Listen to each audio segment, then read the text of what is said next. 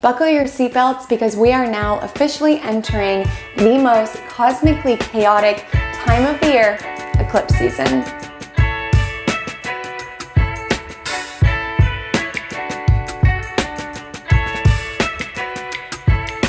Hi, my name is Comet and welcome to my cosmic corner of the internet where we discuss all things astrology and today all things eclipse season, April, May 2023, and you. What fated new beginnings are building within your world at this time, as well as which dramatic karmic endings are reaching a culmination point for you to carve space for aforementioned new beginnings. When we talk about eclipse season, it is cosmic course correction season. It is a time in which fate finds you, in which the timelines of your growth are essentially accelerated. It is a time of powerful new beginnings being essentially plopped into your lap, into your world. New connections, new opportunities can really have significance that ripples out far beyond this particular pocket of time. But also certain outdated arenas of our life can be taken away. And I say outdated, and I want to let you know, to an energetic level, it doesn't always feel like that, right? We want to cling to what is familiar, even if it is no longer serving us.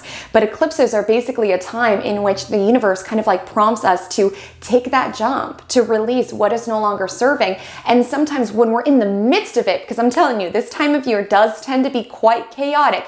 When you're in the midst of it, it's hard to realize. It's hard to realize, but I really liked this job. I didn't understand why I needed to quit. I really liked this new relationship that was building. I didn't understand why it needed to end up this way. Like sometimes we don't always have that clarity, but I guarantee the changes that are taking place at this moment have significance far beyond this moment in time. Because when we talk about eclipses, we are talking about fate.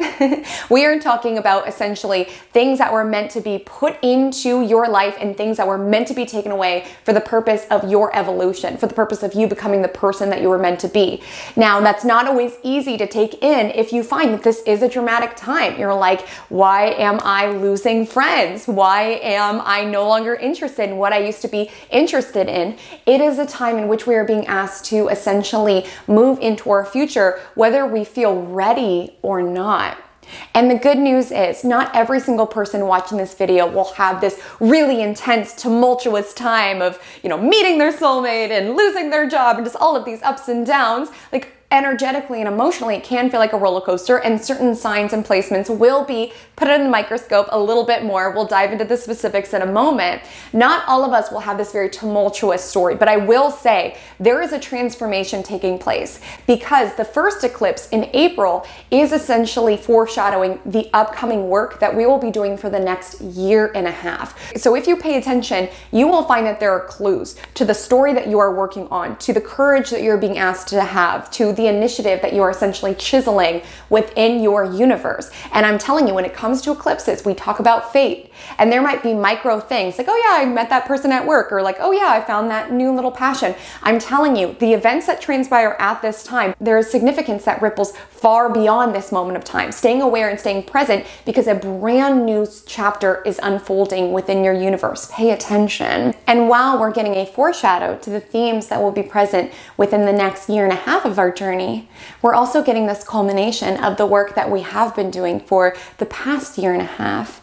And it can be a culmination of certain things that we are being called to release, certain arenas of our life that we're being asked to let go with grace and with gratitude, a certain awareness of what is no longer serving us, right? And as tempting as it can be to cling to anything in life, there is this little nudge as it relates to shedding what is maybe familiar but no longer serving us any longer. So we'll be taking a deep dive into both collectively what these eclipses signify, because I'm telling you, you're going to want to get familiar with this overall energy, because eclipse season, it's a little wacky, okay? It's a little wacky of a season as it relates to the collective. It's going to be really important for you to protect your energy. I'll put some eclipse maintenance tips as well within this video, and then we'll break down into the story that is personally playing out within your chart, which again is foreshadowing the upcoming work that you're essentially embarking upon. while also spotlighting an arena of your life that you are being called to release, that you're being called to have trust, you're being called to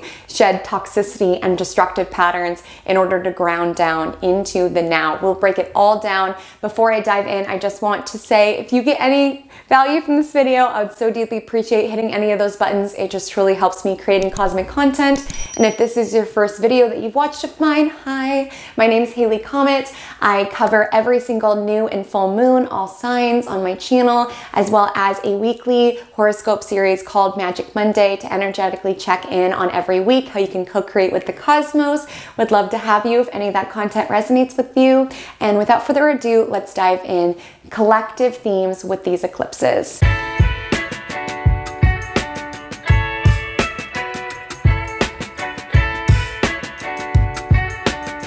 So to understand the broader story that these eclipses are activating within our charts and within our lives, we need to get specific on the tonal difference between the two eclipses that are coming up, the first being on April 19th, 2023, and the second being on May 5th, 2023. Let's start with the Aries Solar Eclipse on April 19th. This solar eclipse is on the North Node. Each of these pieces, when we understand eclipses, helps designate what essentially we are being thrust towards for the purpose of growth. So it's a solar eclipse on the North Node, which lands at 29 degrees Aries. So what do these pieces mean? A solar eclipse indicates an eclipse that lands on the new moon, essentially, which signifies a new beginning. As we know, in working with new moons, it's a time that we essentially set intentions. This is not a time that I would set intentions. We'll talk about that in eclipse maintenance tips. But what I want to say is that it's essentially a new beginning supercharged. Literally, it's like a new moon on steroids with the North Node. It is this energy around the universe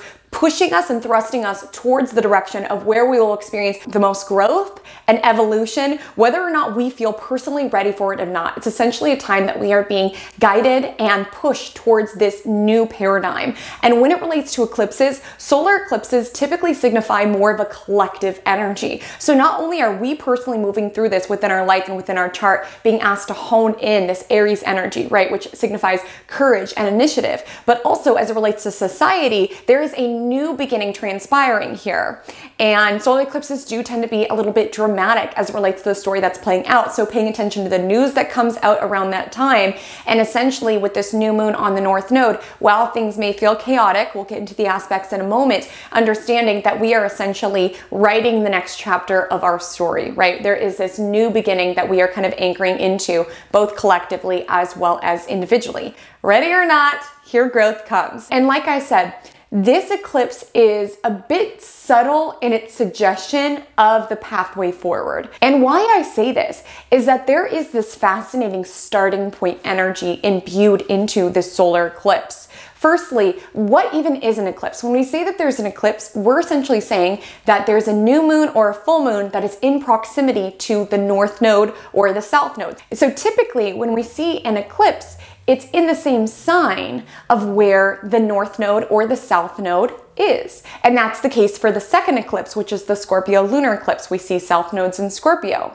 Fascinatingly, with this Aries solar eclipse, the North Node is still in Taurus, but because this essentially eclipse lands at 29 degrees, it's still in close proximity with the North Node, but the story has not officially started. The nodes move backwards, and North Node enters Aries in July. So it is hinting at the upcoming work, right? And there is factors about this new moon that are a bit dramatic, so it might be, you know, a pretty overt hint, but I will say there is this energy around the new story that we are essentially embarking upon. So staying open and staying aware to the new challenges that are essentially presented, to the new conquests that you feel activated around, to the new ideas that come in, to that new burst of courage and initiative that it takes to be able to rise up as a leader, to allow yourself and your essence to be seen. The other theme of foreshadow that's kind of imbued into this eclipse as well is that this eclipse squares Pluto, which is newly in Aquarius. It truly does not stay there for that long,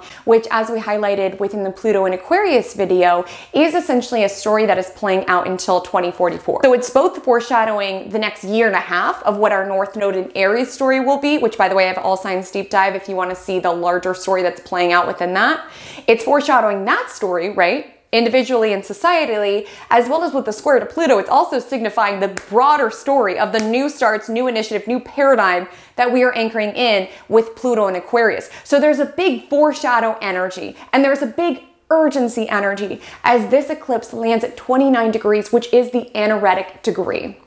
And with this energy of the 29th degree, this foreshadow energy, there is this energy around, we've got to do something. There needs to be a new start. With the square to Pluto, we can feel that there is a destruction energy as it relates to the old world, the old way of doing things. Again, this will play out individually, but to a collective lens, we can see that there is this energy around certain structures, certain arenas within our external world feel as though they're falling away. Now, I want to be so conscious here because at the time of these eclipses, South Node is still in Scorpio. So we want to be very, very conscious not to feed into fear or black and white thinking. Like the Aries energy really is asking us to have courage, even when, you know, it's scary. It's scary to see the old paradigm, the old way of doing things falling away, even if it was not serving us and if it was not serving humanity with Pluto and Aquarius. It's scary to do things in a different way, right?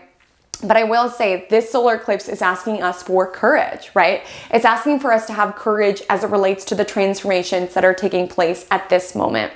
It's asking us to have courage as it relates to our own instincts, as it relates to our own initiative, as it relates to our own advocacy and assertion. These are all themes that are baked into the Aries energy. And essentially, when it comes to this eclipse, with that square to Pluto, there can be certain arenas of your life that there's almost this energy around wanting to cling to the old, but the universe is basically saying, we've got to march forward, right? You're ready for this, ready or not, you know that you're ready for this. You know deep down you are, but oftentimes we can get in our mind. The Aries energy is like the instinct energy. And I really want to anchor in this very simple phrase, but one that feels very important to highlight as we talk about this eclipse. When you know, you know. Okay? When you know, you know. With this Aries eclipse, Aries is the energy of instinct, and it's an energy of self. And oftentimes we can feel this call around needing to release something, right? Needing to let go of something. And we can be kind of like baked in that indecision. What do I do? I don't know what exactly. And then one day you'll just have this moment where there's just this certainty around, I know exactly what I'm here to do.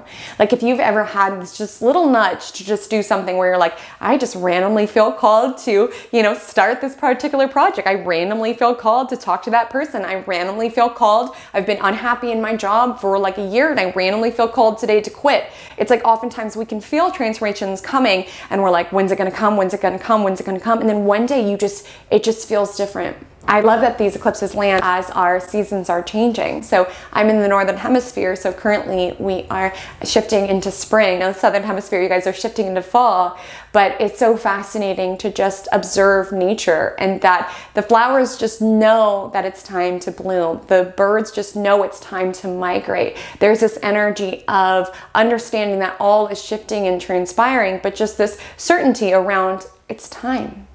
Like when you know, you know.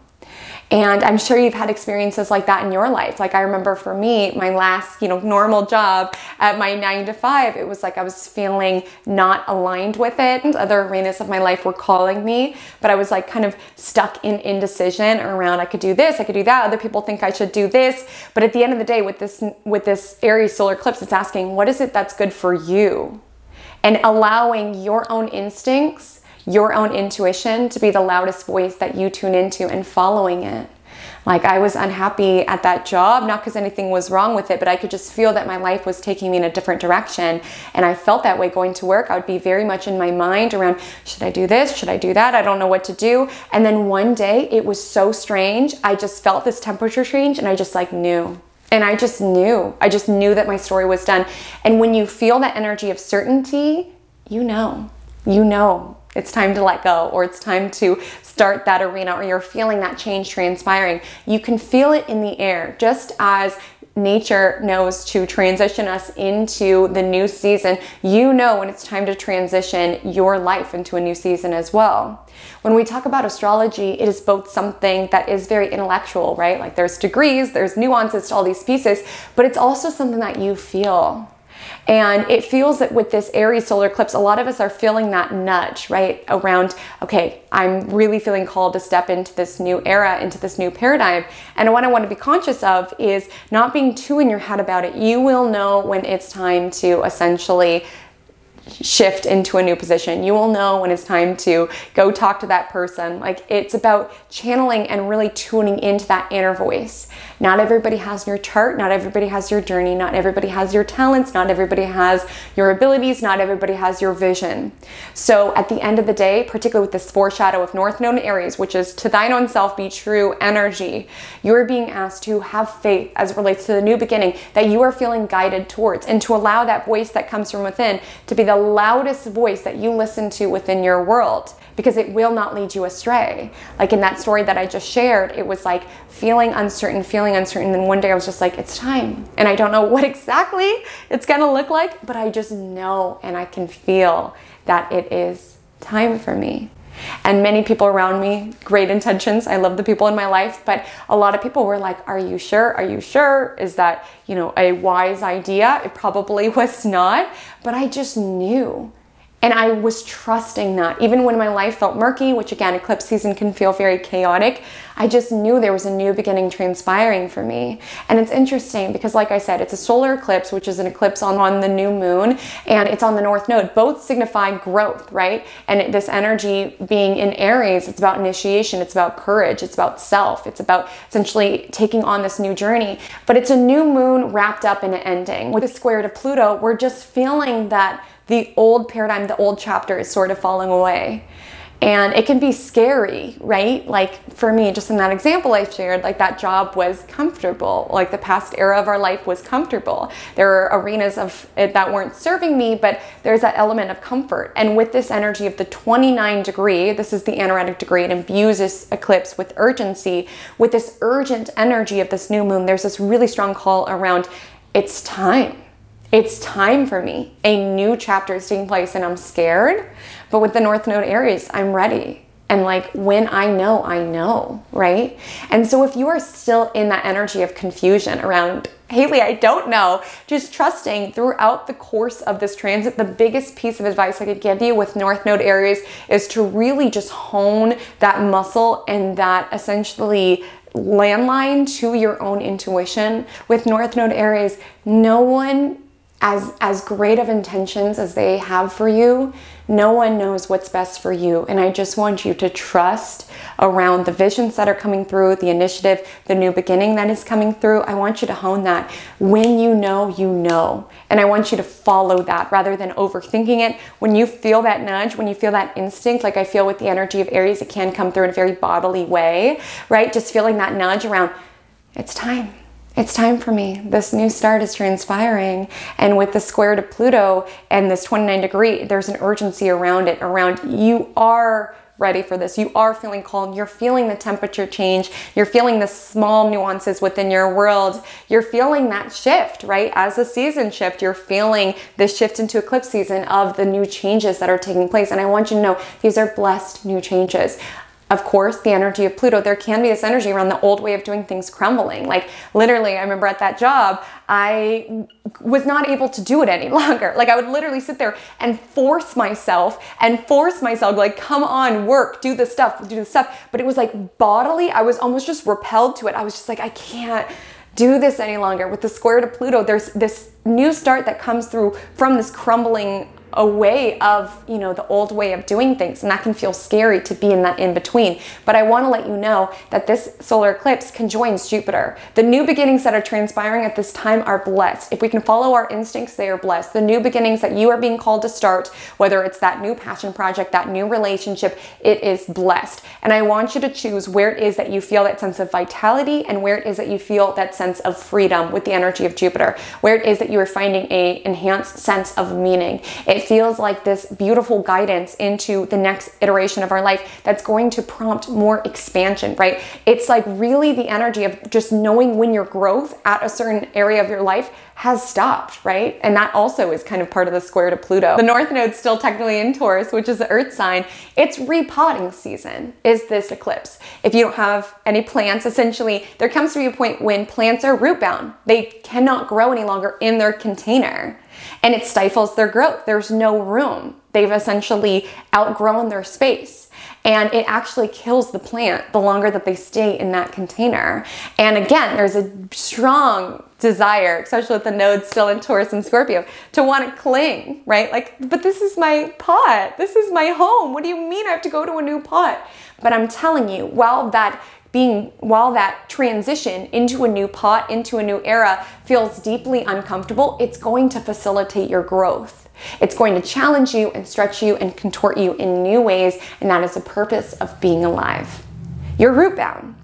And with this Aries eclipse, it's essentially asking us to transition to this new pot, this new chapter, to this new arena, and to have courage in understanding when it's time for us. When you know, you know. And this solar eclipse is actually stabilized by a sextile to Saturn, which is in Pisces, which is kind of like a little bit of a stable new start. Like, it might feel like things are crumbling away with a square to Pluto. You might feel this tremendous call to transform and not sure how exactly it's going to transpire. With the sextile to Saturn, understanding that you are guided within this, that this is going to facilitate your evolution. This is going to facilitate your growth, this new journey that you are embarking upon. And I want to let you know, I believe I've shared this story before, but I was telling you how at that job, I just one day got to my computer and I was like, I can't. Like, I was feeling this bodily repelling, but I was like, it's not time, it's not time, it's not time. Mentally, I was trying to figure it out. I was like, you know, doing astrology readings at the time. I was teaching lots of yoga, but I was like, can it cover, you know, my full-time salary? And I was just like in that indecision, in that in between, I don't know, I don't know, I don't know. And then one day I was just like, it's time. And it was horrible timing, but right after I had already had like a vacation planned. So I was literally like on the beach in a foreign country trying to enjoy the nature, but I'm like, I don't have a job. I don't have a job. What was I thinking? Where did that come from? You know, like overthinking that instinct energy. What's so strange. So at that particular job, it wasn't anything wrong with the job. My growth, I was root bound, right?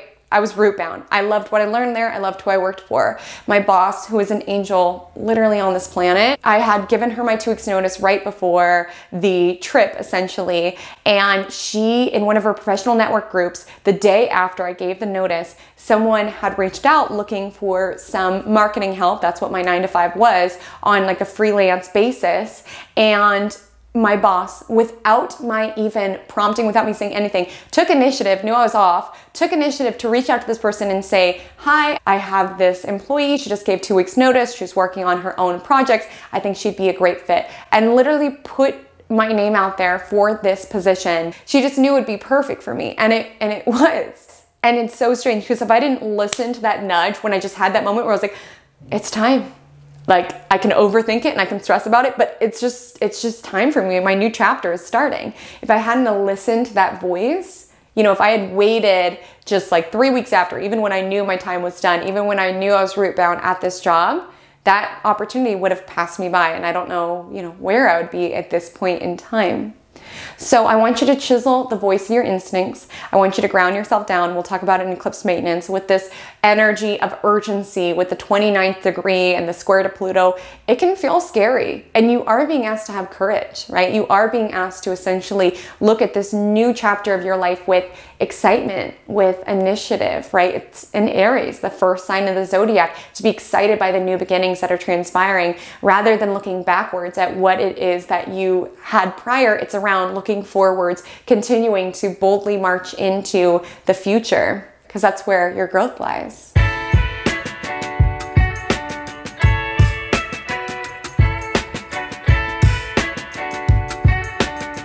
And as we boldly march into the future, we do need a moment to grieve the past.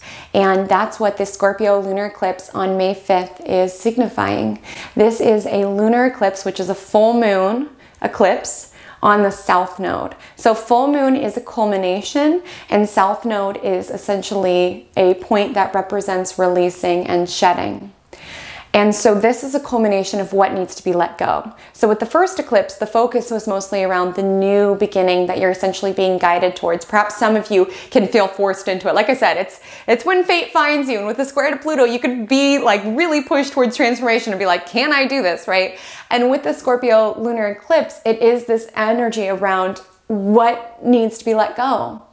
And I want to let you know, as it relates to eclipses, there are certain things that are not going to make sense at this time. Not every single person will have their entire life changed during eclipses. We'll get into the signs that will feel this the most in a moment.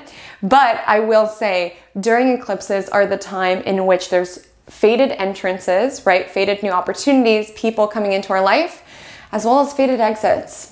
So you may not feel like your time is over as it relates to this particular relationship, this particular job, this particular opportunity, this particular mindset. Sometimes things can feel like they're ripped away from us, right? And with this energy in Scorpio, wanting to cling to it, be like, where are you going? What's happening? I don't understand. But I want to let you know what is leaving your life at this point was getting in the way of your growth. And this is essentially a culmination around what needs to be shed in order to carve space for your growth. But because eclipses do ripple out, right, far longer than just this time, you may not have that clarity. You might be like, but I liked this friendship. But I liked this arena of my life. Why was this taken from me? But I'm telling you, something that you can sink into if it provides you some comfort for your soul is just knowing that the events that happen around eclipses are karmic. They are meant to happen. It is when timelines end and timelines begin. It's when essentially soulmates come in and connections that we have learned from enough leave. Things that are getting in the way of our growth depart our life. Even to our level, to an ego level, to a mind level, we're like, no, what? What do you mean this is entering my life? Again, I want you to listen to this, not from this element of fear around what's going to be taken from me. Like, I don't want you to descend into that. Because again, with South Node Scorpio, we need to be conscious around not feeding like fear-based thinking or doom, catastrophizing energy, right? But I do want to let you know, for some of you, there can be a tremendous call around what it is that you are being called to release at this particular iteration within your journey. With this lunar eclipse energy, so the tonal difference here, solar eclipse typically echoes out into society, it reverberates out into society, it's much more collectively felt. Lunar eclipse is a little bit more personal. Personal culminations, personal realizations, personal illuminations, and with it on the South Node of what we need to release. And particularly with the energy in Scorpio, what is bringing toxicity into our life? What is familiar can sometimes be toxic. And with the energy of South Node Scorpio, it's really this energy around shedding those behaviors once and for all. Because for some individuals, this will just be a message for a couple of people, but I do want to highlight, for some individuals, toxicity, roller coasters have been your baseline, whether this shows up within merging within connections, whether this shows up within work situations or just other arenas of your life. For some of you, that has been your normal, is like dramatic ups and downs and destructive tendencies. And with this full moon on Scorpio, it's really gaining awareness around these patterns that you potentially have been ensnared in and really shedding it, which again, even if something is bad for us, it still feels familiar. It still feels familiar to be in that loop.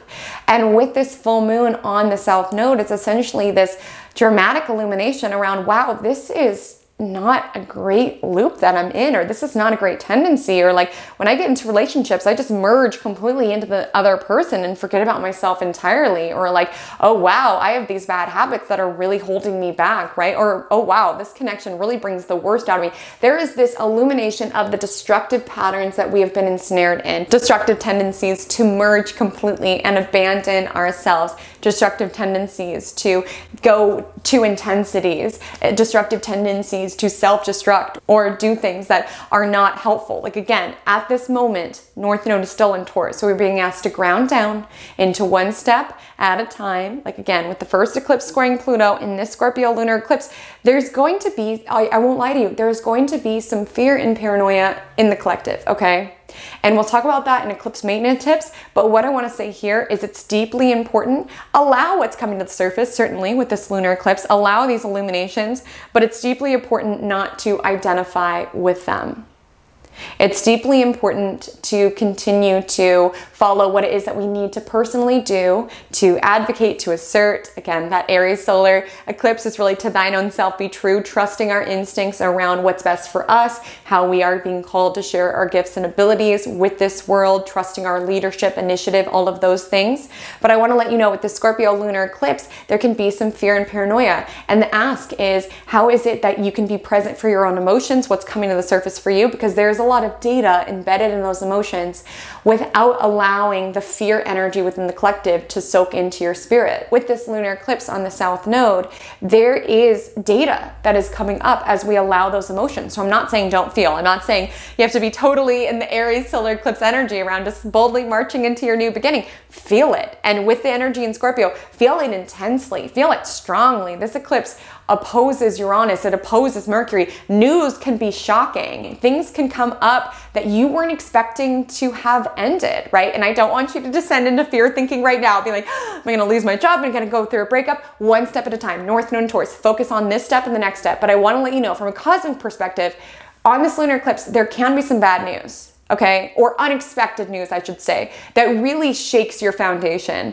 And there will be a strong tendency to descend into, oh my gosh, what am I gonna do? It's all gone for me, it's all gone for me. Like Scorpio is that essentially spiraling energy, and you're being asked to feel what's coming to surface. So if you need to grieve something, if you need to let go in your own way, that is perfectly fine. But I just want you to be conscious of where it is that you are fearing the absolute worst. Observe what is coming to the surface at this particular iteration within your journey, and trust that the next step and the next step will be revealed to you as the timing aligns and as the timing is right. And this full moon, it is a grieving. It is a releasing.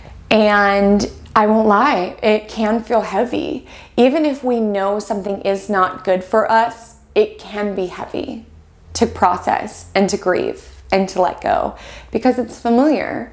And really with the Aries solar eclipse, we're marching into the unknown.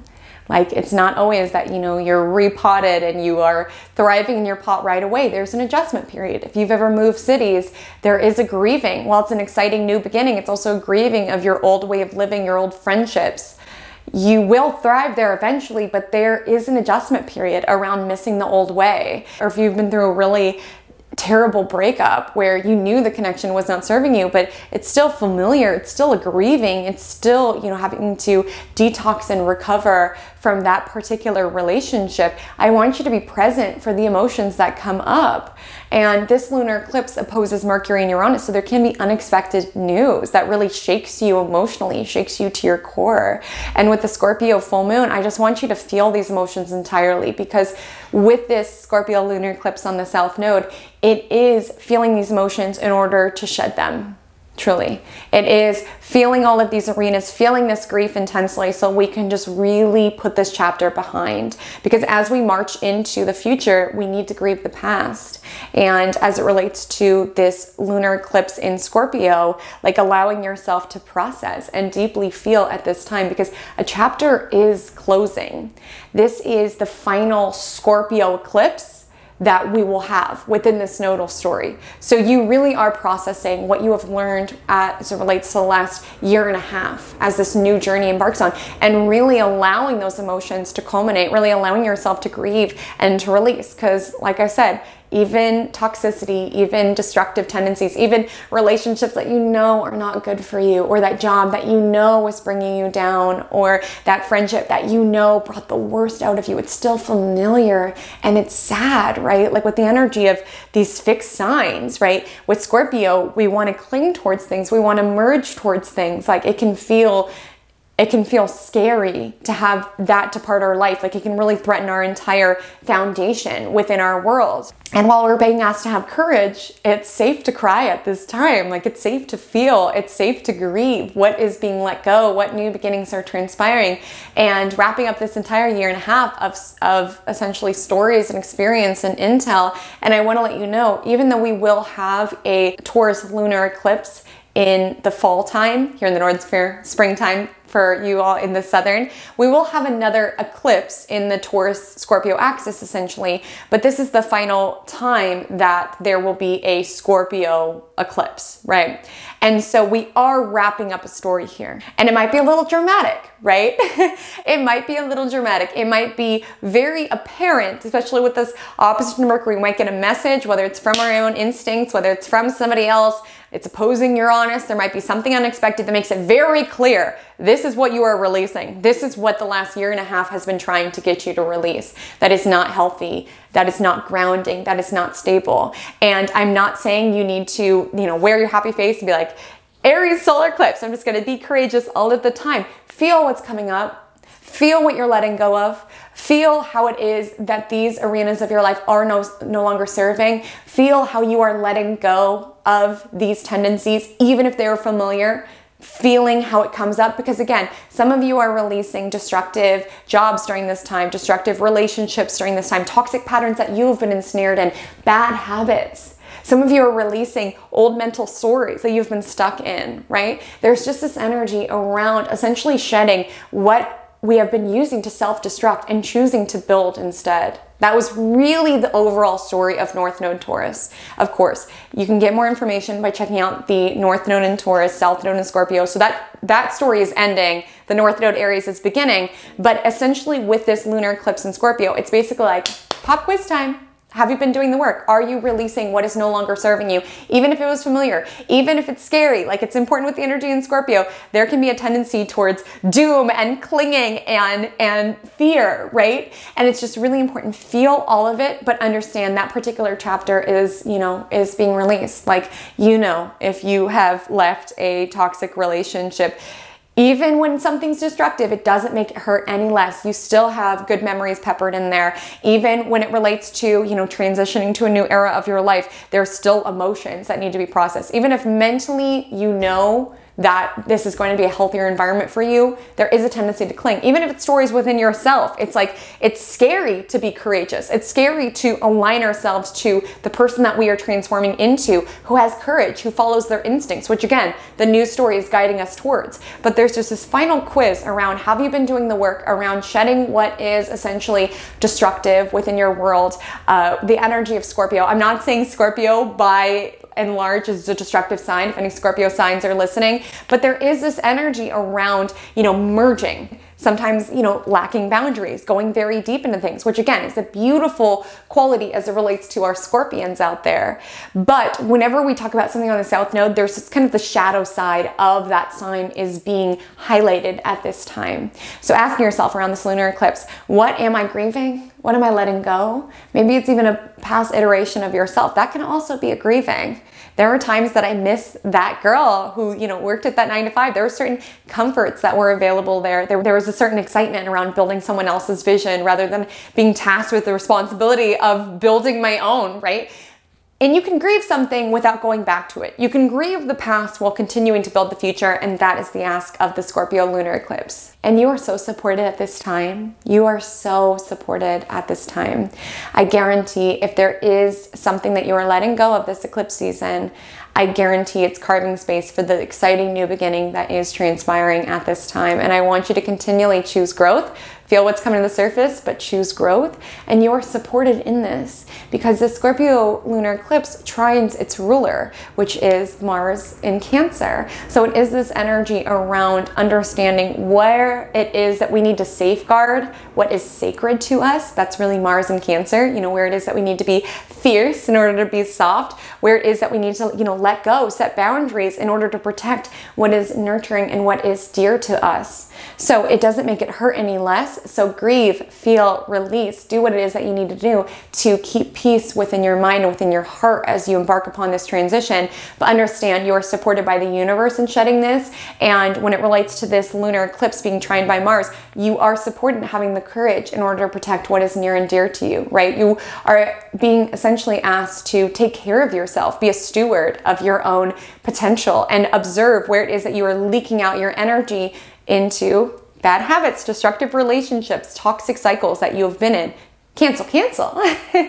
We are essentially being guided with the trine to Mars to have courage, to to take action, and with Mars in Cancer to protect what is sacred to us. So as this eclipse season will ask us to boldly march into the future, this lunar eclipse is asking us to essentially grieve and release the past, but know that you are fully supported as you shed what is no longer serving you.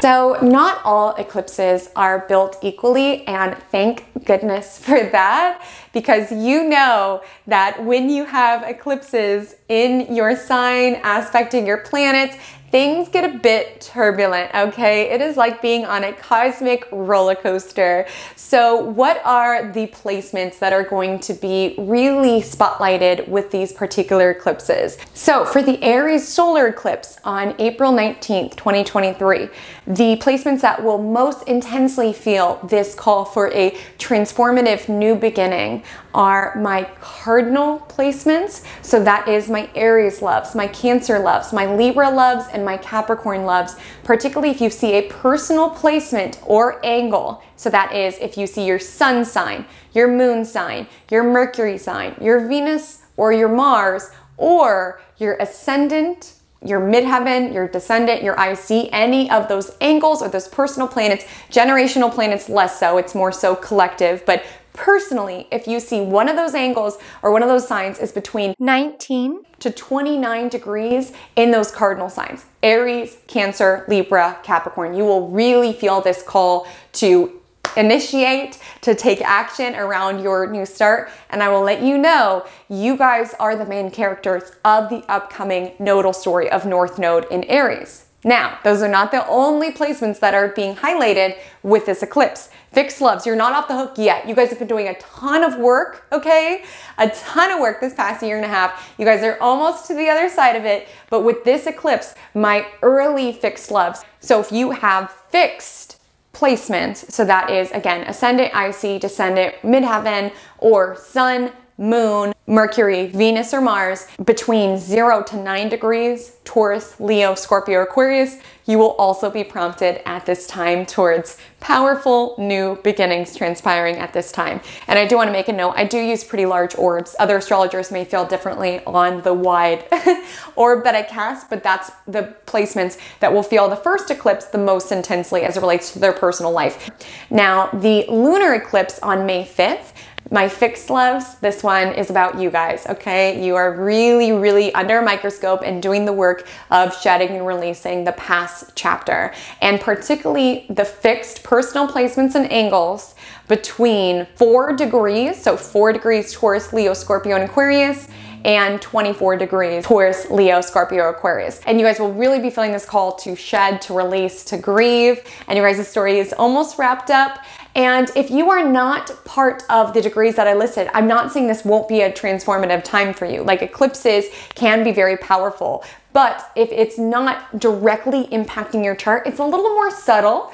It's a little bit more of a nudge towards the new beginning and a nudge between the ending. When it's on your personal placements, it's like, being pushed out of the nest. It is like a sudden breakup that you were not expecting. Again, I'm not inciting fear, but it's like the sort of changes where it's like, well, I have no other choice but to march into the future because it feels like this door is being closed. And I don't quite understand it at this moment, but I'm telling you, if something transformative occurs during this eclipses, it is for your highest and best good, even if you cannot see it at this particular moment in time.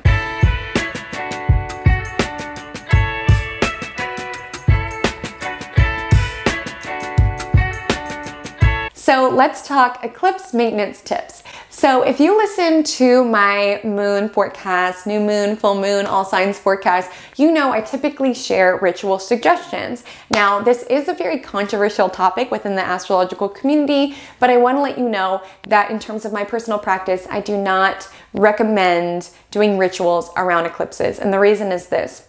Within astrology, eclipses are a malefic event, actually. I think in modern astrology, we typically kind of like, sugarcoat the North Node and South Node, but it's intense, okay? People would not even go outside during eclipses during ancient times. Like, it was essentially very volatile, erratic, powerful energy, and it's very difficult to control.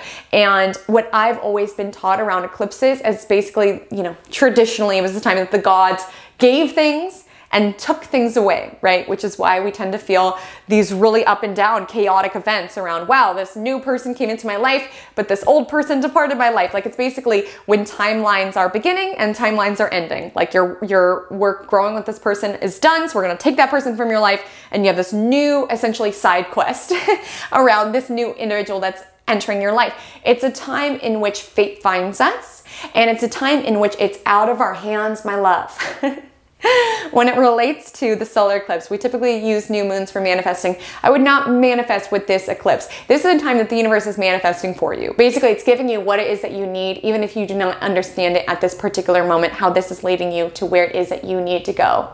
When it relates to the lunar eclipse, trust me, you don't need to be doing a releasing ritual. The universe will make it clear. It will be purging essentially the bad or the toxicity from your life. So because of this volatile energy and the malefic energy of eclipses in general, I do not recommend doing eclipses. Now, rituals are a personal thing. Spiritual practices are a personal thing. So if you are, you know, extraordinarily, you know, proficient as it relates to your craft, I'm not saying don't, but for my advice, if you are, you know, newer to astrology or newer to sort of spiritual work, I would just, basically, it's kind of like wait and see energy.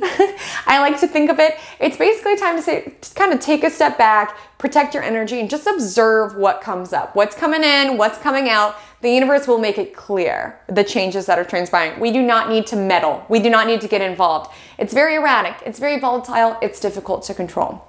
Now, maintenance tips. Like I said, protect your peace. Protect your peace. There will be this energy of urgency within the cosmos. There will be some fear energy within the collective. People will be sort of running around like chickens with their heads cut off. And it's sort of a time that I want you to draw back your energy a little bit. I still believe we need to live our life. Like, I'll never say avoid everything, but typically during eclipses, I do strive to stay home a little bit more, spend more time in nature, do things that are energetically grounding, because you can notice in crowds, in the collective, people are just more urgent, people are more frantic, and truly people are not thinking clearly. My mentor would always call it eclipse brain, in that we are not seeing things clearly. There's this now or never urgent feeling. So people are running around contemplating these major life decisions. Should I move to Monaco? Should I change my career? Should I break up with my fiance? People are really feeling this nudge, just as we feel as the seasons change, that things are shifting. We're feeling this energetic undercurrent around, wow, something needs to shift within my world. And as it relates to the changes that are taking place, when you know, you know.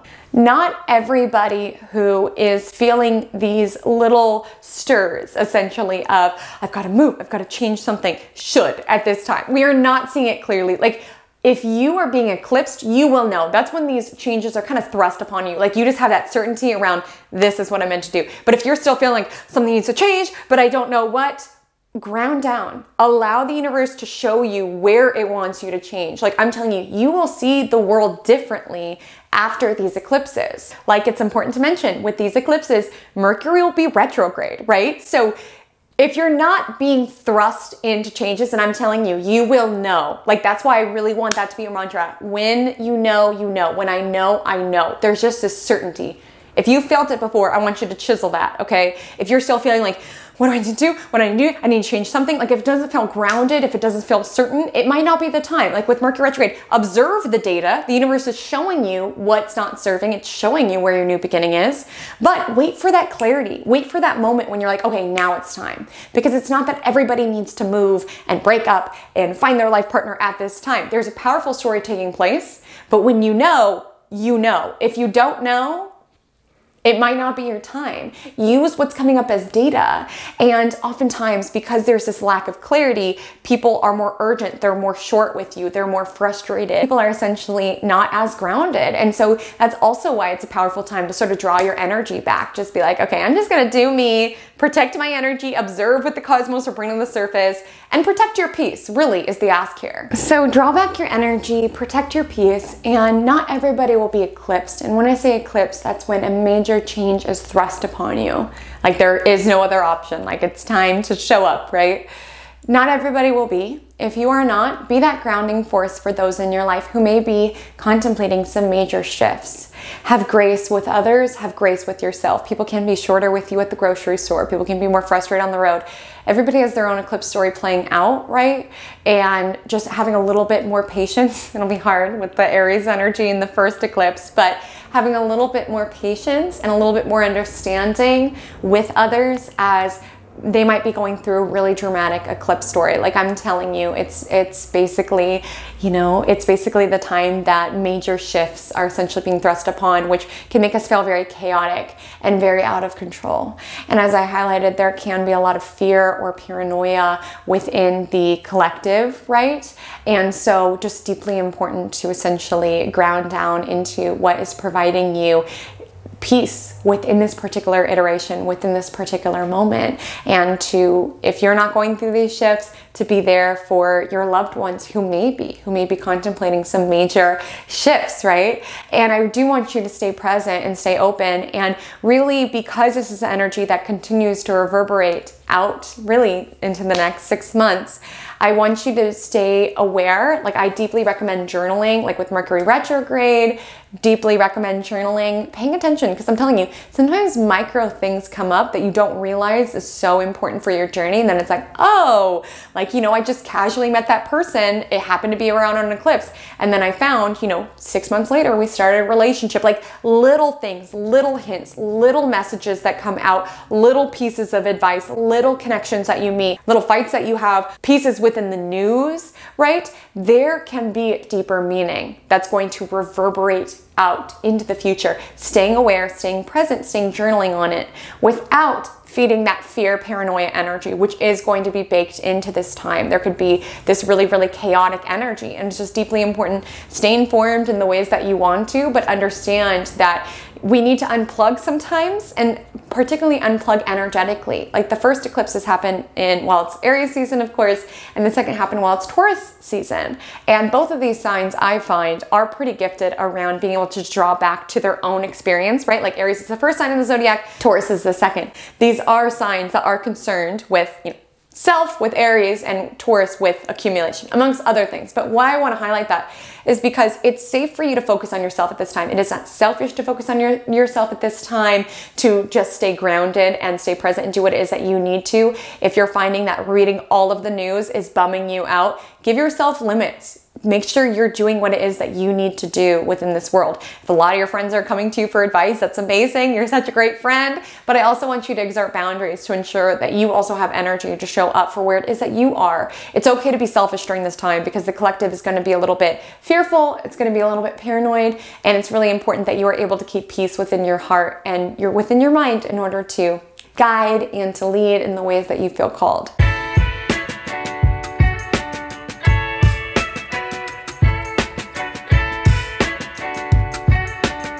So let's get specific around where it is that you, my love, are doing this deep work. Now, there are a couple of options of how you can proceed with the next portion of this video. The first being, if you are newer to astrology or you use whole sign house system, I want you to simply look below, find your ascendant, and advance to the 2 timestamps. Okay, there's 2 different eclipses. Advance the 2 timestamps that correspond with your ascendant. That is a great option if you are newer to astrology or if you use whole sign house system. Those will be the best readings for you.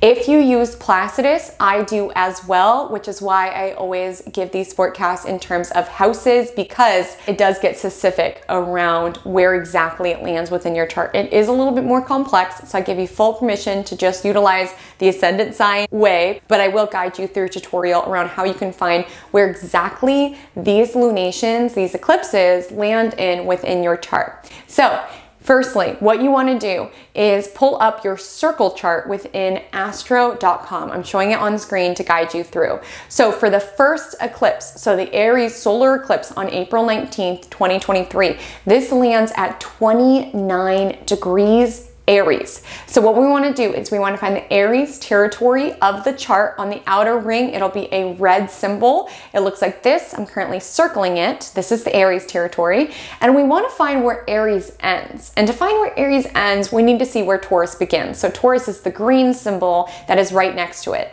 So find that line. That essentially is 0 degrees Taurus. So around where 0 degrees Taurus, 29 degrees Aries is about here. So following essentially to the inner ring, see which piece of pizza that arena of your chart is located within. So we see within this chart, we see that 29 degrees Aries is in the second house of the chart. So this is the solar eclipse. So for the first reading, and again, you'll need to advance to 2 different timestamps, but for the first reading, you'll want to listen to the Aries solar eclipse forecast in the second house, because that's where it lands in within your chart.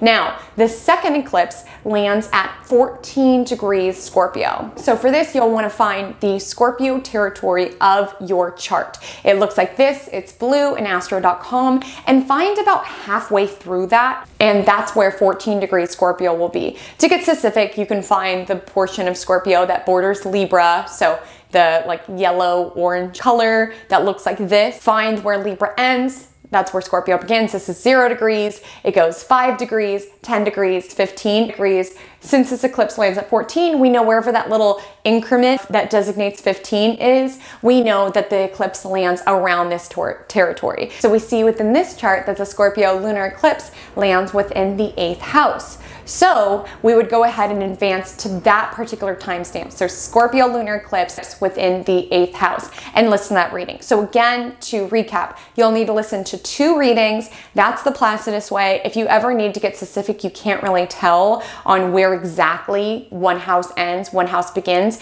you can click additional tables in astro.com, and that'll show you where every house begins. So now that you know which 2 readings, again, you'll need to go to 2 different timestamps to get the full lowdown on what is happening, essentially what's beginning within your chart as well as what is ending within your chart. So once you have essentially those houses that you'll want to listen for, let's go ahead and dive into our individual forecasts. If the Aries solar eclipse lands within the 1st house of your astrological natal chart, this reading is for you. You may potentially be a Aries ascendant. You potentially may not be an Aries ascendant. You may just have 29 degrees Aries within the 1st house of your chart. Either way, this reading is for you. So my love, you are being asked to totally and completely step into your power in a big way, and step into your visibility in a big way as well. And that is what is being foreshadowed to you at this time. I really want that motto, to thine own self be true, to be a loud, resounding echo within your mind. And it is not selfish to prioritize yourself, to prioritize your desires. I'm not saying you need to drop everybody, obviously. We are here to have connections, but what I do want is the important decisions that you're contemplating at this time. I really want you to tune into that inner voice, okay? It's quiet, and oftentimes when you're listening to other people and their opinions around how it is that you should live your life, it can be muffled. And this is a time, and this is an eclipse, to really tune in. What feels best for you? How are you being guided to show up? Because I will let you know, you are sort of the main character of this eclipse, truly. You are being asked to be visible. You are being asked to have courage, and particularly within the 1st house, to have courage as it relates to your vision, to allow eyeballs on you, which it feels for some of you, this is going to be deeply uncomfortable to step into your power and to step into your visibility. For some of you, I feel that there can be certain hesitations around doing things on your own. Maybe some of you are newly single. Maybe some of you are contemplating doing a creative project on your own. Maybe some of you are having to prioritize your own life and your own self and your own dreams while balancing family and other arenas. I'm not saying cut everybody off, but what I am saying is remember the you. Because the thing is, in the law of relationships, what is good for us is good for the other person. That's why it's like, if anybody ever wants to break up with you, it's like, okay, why would I want to be in a relationship with somebody who doesn't want to be with me? In the moment, our ego can protest, like, no, you plus me, like, why don't you see it? But oftentimes, because of the law of relationships, what is good for one person, where one person is feeling called to grow and expand, is good for the other person, even if they can't see it at this moment. Not all of you are essentially being asked to, you know, go through a breakup, but what I do want you to know is you are being asked to remember the you as it relates to your relationships. So let's say you're in a connection, you're like, well, I feel bad. Well, what if I hurt their feelings? Like, understanding it's so important for you to show up with integrity and to show up with authenticity at this particular moment. And it might be challenging. You might need to be honest. You might need to be forthright about the direction that you're going and the vision that you're following. But what is good for you is good for the other person. Like if you are in some sort of like creative collaboration, or you're in some sort of partnership and you're in some sort of relationship and you just need to kind of prioritize yourself, understanding for you to show up fully within that connection, you need to show up for yourself first, okay? You cannot be the most fullest actualized self if you do not prioritize and fiercely advocate for yourself and for your desires and for your vision. Remember the you in the you plus the other people. Again, I'm not saying you need to drop everybody, but I am saying you need to tune into what is best for you. Whether you are feeling called to go your own path, whether you are feeling called to stand up for yourself, to assert yourself, to advocate for yourself in a new way, this is an energy to really allow your own instinct to take center stage, to follow what it is that you are feeling inspired.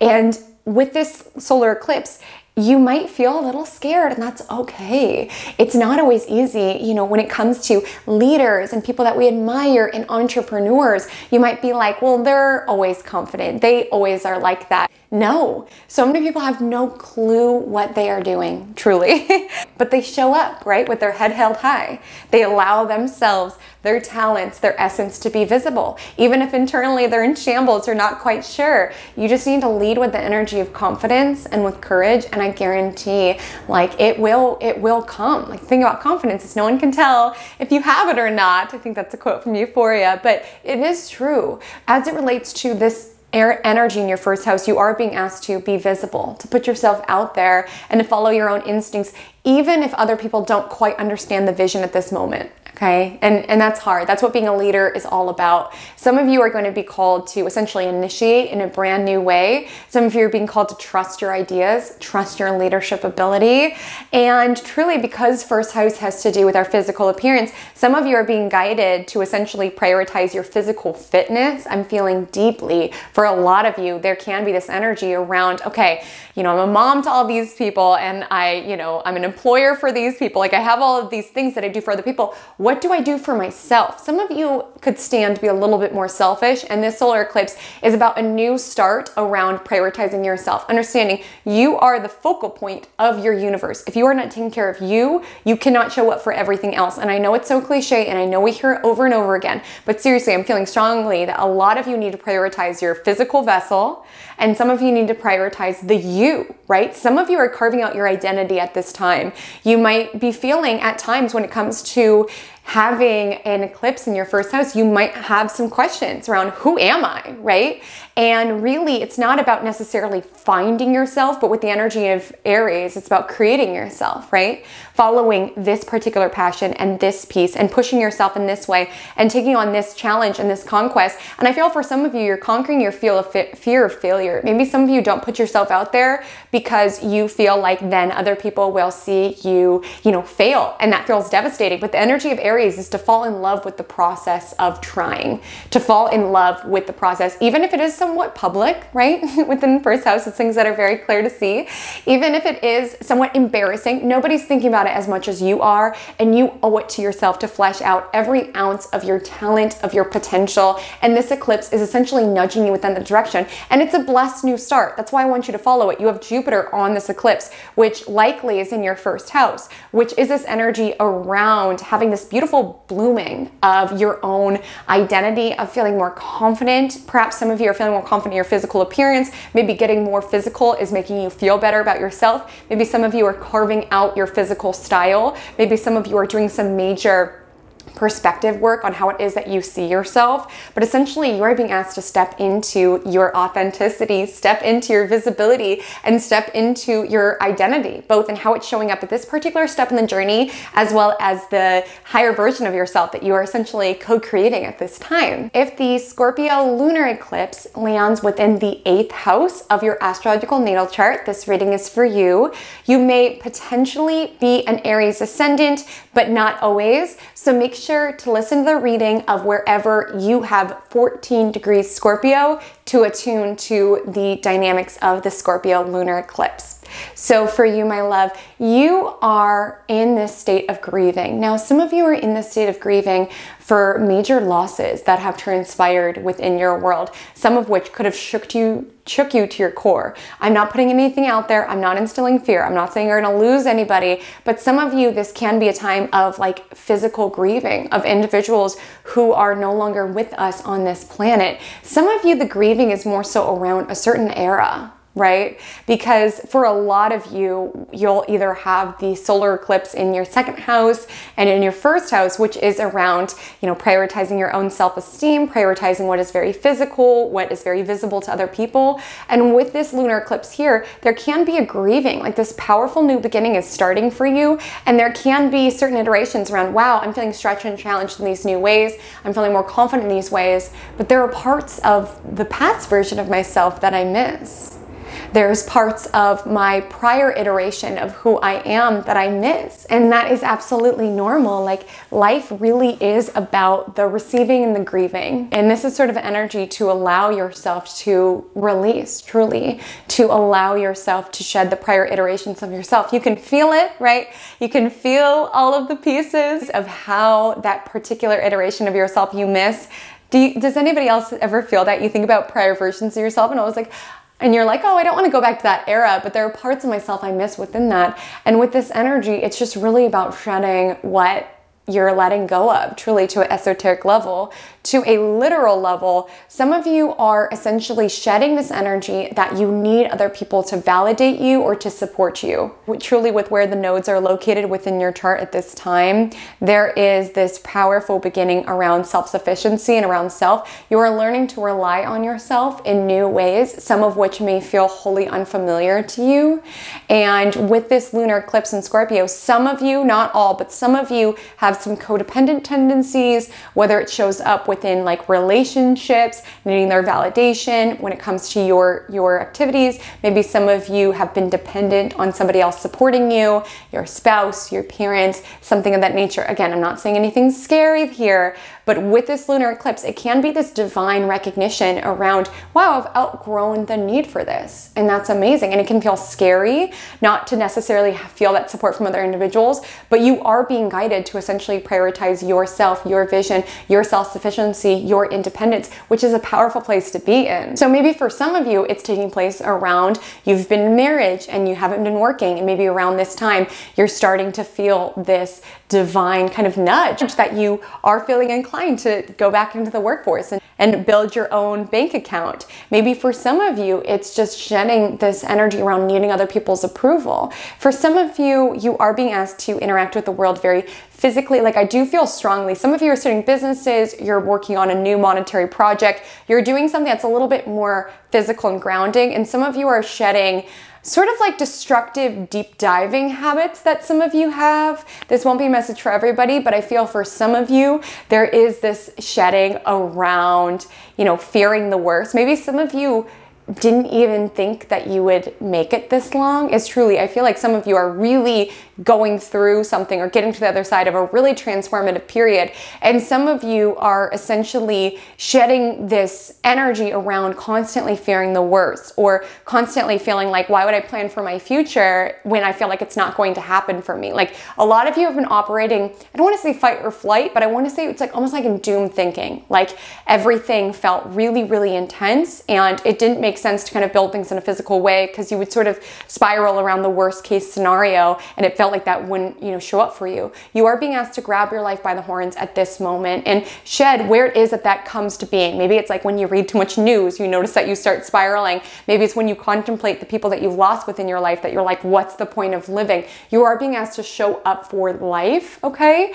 And as it relates to these very physical, tangible houses that you most likely have North Node in, you're just being asked to kind of ground down within your physical reality and release this kind of doom thinking, right? It's being asked to, we can't control it all. You're letting go of this need to control it all or fear the worst. You're just being asked to kind of show up slowly and steadily for building the self that you want to be, the resources that you want, and really the new chapter that you're building. If the Aries solar eclipse lands within the 12th house of your astrological natal chart, you may potentially be a Taurus ascendant, or you just have 29 degrees Aries within the 12th house. Either way, this reading is for you. So the new start that you are essentially initiating is one where there's a lot happening beneath the surface, but it may not be visible to the people around you. The 12th house in the astrological natal chart is essentially the sector of the chart of what is hidden, of what is beneath the surface, of what is murky. And when it comes to this new start, you are being asked to kind of prioritize your inner landscape a little bit more. And as it relates to it, you're doing some deep inner work. You're really processing some endings that have taken place. And you're also sort of allowing yourself to dive deep into where you felt like you needed to hide. Hide your own essence, hide your own authenticity, hide your own sense of self. With the energy of Aries in the 12th house, some of you, because I know a lot of you are Taurus risings, not all of you, but I feel that for some of you, with the energy of Taurus risings, you found your sense of self around what it is that you do for others, right? You're the loyal one, you're dependable, you're grounded. And with this energy, it's asking you to be a little bit more selfish around who really has access to your energy. Like if you feel like some people have been taking advantage of your kindness or compassion, you're sort of being asked to kind of draw back and also be able to prioritize understanding that you are worthy not because of what you do and what you give to the world, which a lot of you are quite generous, but that's not what makes you worthy. With this energy, it's understanding you are worthy just in the person that you are. And I feel for some of you, especially since you do have Aries within the 12th house, some of you feel like you need to filter your own essence. You always need to have, portray the energy of being the strong one, or I've got it all together, or also filtering yourself, filtering your essence. And it's almost this energy around understanding, where did I feel like it was unsafe to be myself? Some of you are doing deep inner work in that way. Some of you are initiating this new start as it relates to solitude. Now, listen, because I know that doesn't sound too exciting, but I will say this was a nodal story that changed my life personally, as it is a time in which you really dive deep into kind of your subconscious. It really is a time to kind of be authentic with your own self. Like, again, South Node is going to enter Libra later this year. Like, it's not about appearances anymore. It's not about keeping everyone together and keeping the peace and keeping ourselves hidden. Like, you're being asked to be authentic with yourself and understand the value that your presence indicates, and to draw back where it is that you feel like that's not being appreciated, whether it's a workplace, whether it's connections. You're prioritizing your own self, and you're getting comfortable with these Aries-like themes of where it is that you're angry. Like when we talk about 12th house, it's the last house of the zodiac. So some of you are processing things that you sort of just pushed in the back of your head, and you're just kind of reclaiming like, wow, that was not okay actually. And I just kind of like let that go. I wanted to keep the peace. I didn't want to make a big deal, but I'm angry, and I'm rightfully angry, right? Some of you are doing work around processing those kind of embedded feelings of anger, as well as where it was that you felt like it was not safe to be yourself. So you're doing deep work in that way. And for some of you, you really are shedding this energy around constantly needing to be within a relationship for your life to have meaning or to have value. And listen, because this is a really challenging journey to be on, okay? I know this because I have been on it. And if you are somebody who jumps from relationship to relationship to relationship, this can be a time in which you are getting to your own essence and like seeing what is it that I'm running from. This won't be a message for everybody. But for some of you, that tendency to bridge relationship, jump from connection to connection to connection, some of you haven't been healing. And I'm not saying everybody's going through a breakup. This house really doesn't have too much to do with relationships. What I am saying is you have this new start as it relates to feeling comfortable with your own solitude. So even if you are in a relationship, it can just be carving out who is the me in the me plus you, right? What is it that I need? And what is it that I've been running from as I jump from relationship to relationship?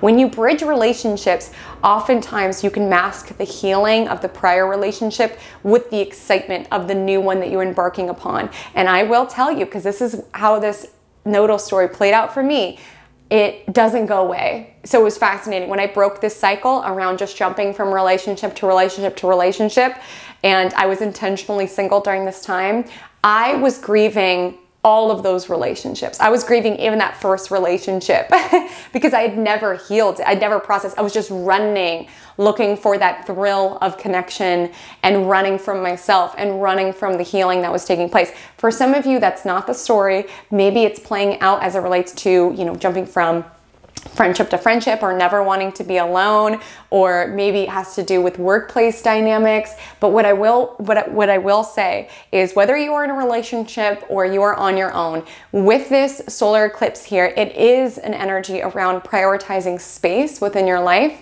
You are being called to prioritize your spirituality a little bit more. This can be a time of, you know, awakening, so to speak, as well as a time in which you're kind of like revoking access to the external world. And you're prioritizing your healing as you do so. And some really use this energy to prioritize the seeking energy. Like a lot of people will study astrology during this time. A lot of people will kind of like hole away to write their book during this time. A lot of people will sort of revoke access in order to kind of do the deep inner work at this time. It's sort of a time in which there's a lot of growth taking place, but like I said, it's not necessarily visible to the external world. That does not make it not valuable, okay? Quite the opposite. It's a very, very potent time, but it is a time that you're being asked to sort of carve some space for yourself, and for some of you to stop running from yourself, to face head on where it is that you have bad habits that have been destructive. Truly, this is the house of self-undoing with the energy of Aries. Some of you have been sabotaging yourself by not prioritizing yourself. And this is an energy around really trusting in yourself, trusting in your vision, and trusting in your ability to care and keep for yourself in a very soulful, integral way. If the Scorpio Lunar Eclipse lands within the 7th house of your astrological natal chart, this reading is for you. You may potentially be a Taurus rising. You potentially may just have 14 degrees Scorpio within the 7th house. Either way, this reading is for you. So you all have been on such a fascinating journey. Of course, this journey may have started recently for you, but I will let you know that for those of you who have had the nodes in the 1st and 7th house, you've been going on quite a journey as it relates to connections. And a lot of you have been shedding really bad habits in relationships. Some of you have a tendency to merge completely into your relationships, or for some of you, maybe it's a dynamic with a business partner or with a friend, but a lot of you can have an energy around losing yourself completely when it relates to connections. And a lot of you have had some, you know, fated events here, breakups, meeting significant people. There's been a lot of life school around connections. And it's not to say that everybody is going to have a breakup at this time. Some may, okay, some of you may have a breakup, or at least you're processing, you're releasing a past connection within your life. And trust in that, because the nodes are clearing that space intentionally to bring something new within your world, okay? You just need to trust in the cycles at this time. I guarantee certainty. If you have a sudden breakup or a sudden person departs your life, trust. I know it's hard when you're in the eye of the storm, but trust that it is for a reason, okay? That won't be the story for everyone. Some of you, your relationship will be totally fine, but there is a shedding of a toxic cycle within it. So maybe some of you are in a relationship where there's a consistent fight, there's a consistent argument that keeps coming up, and maybe you guys really know how to get under one another's skin. You really know how to aggravate the other person. There's almost these destructive tendencies that you embark upon as it relates to your connection. And essentially with this eclipse, it's really how can we let this go in order to build, right? In order to build something that is grounded, something that is, balanced, the me plus the you, because some of you do need to face codependent tendencies in love, okay? Or in partnership, feeling like your value is tied up into the me plus you. And for some of you, it's not so intense as these terms of, codependency and toxicity, but perhaps for some of you, it's just a releasing around finding your value only in the me and you, like really reclaiming and stepping into your own agency. And maybe that's a grieving, because sometimes it can be comforting to feel part of a unit. And it's not to say that you're not that, but with this, it's sort of a grieving around perhaps your life just feeling built around somebody else's dream or supporting somebody else or something of that nature. For a lot of you, you're being called to kind of have a little bit more space within your own life, within your own soul, and perhaps that's taking a bit of a backseat around maybe supporting, your boss's initiative, supporting like your business partner a little bit more. So for some of you, there is, whether it's a creative collaboration, a business partner, a relationship within your world, there can be an energy of a releasing.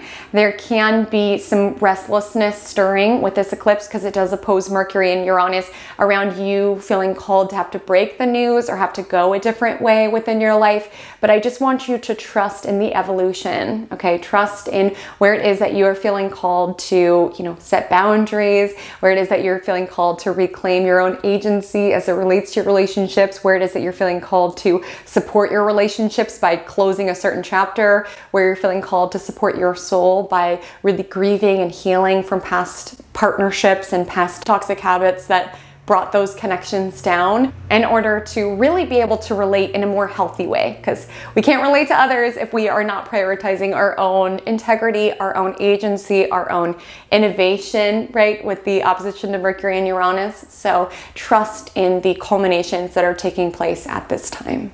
Please excuse the brief interruption, but I did want to add while editing that I'm really not the "your ex is coming back" sort of astrologer, but I do want to highlight that this eclipse may be timed with an unexpected message or hearing from somebody who is from your past, because this essentially lunar eclipse will oppose Mercury and Uranus, and Mercury will be retrograde at this time.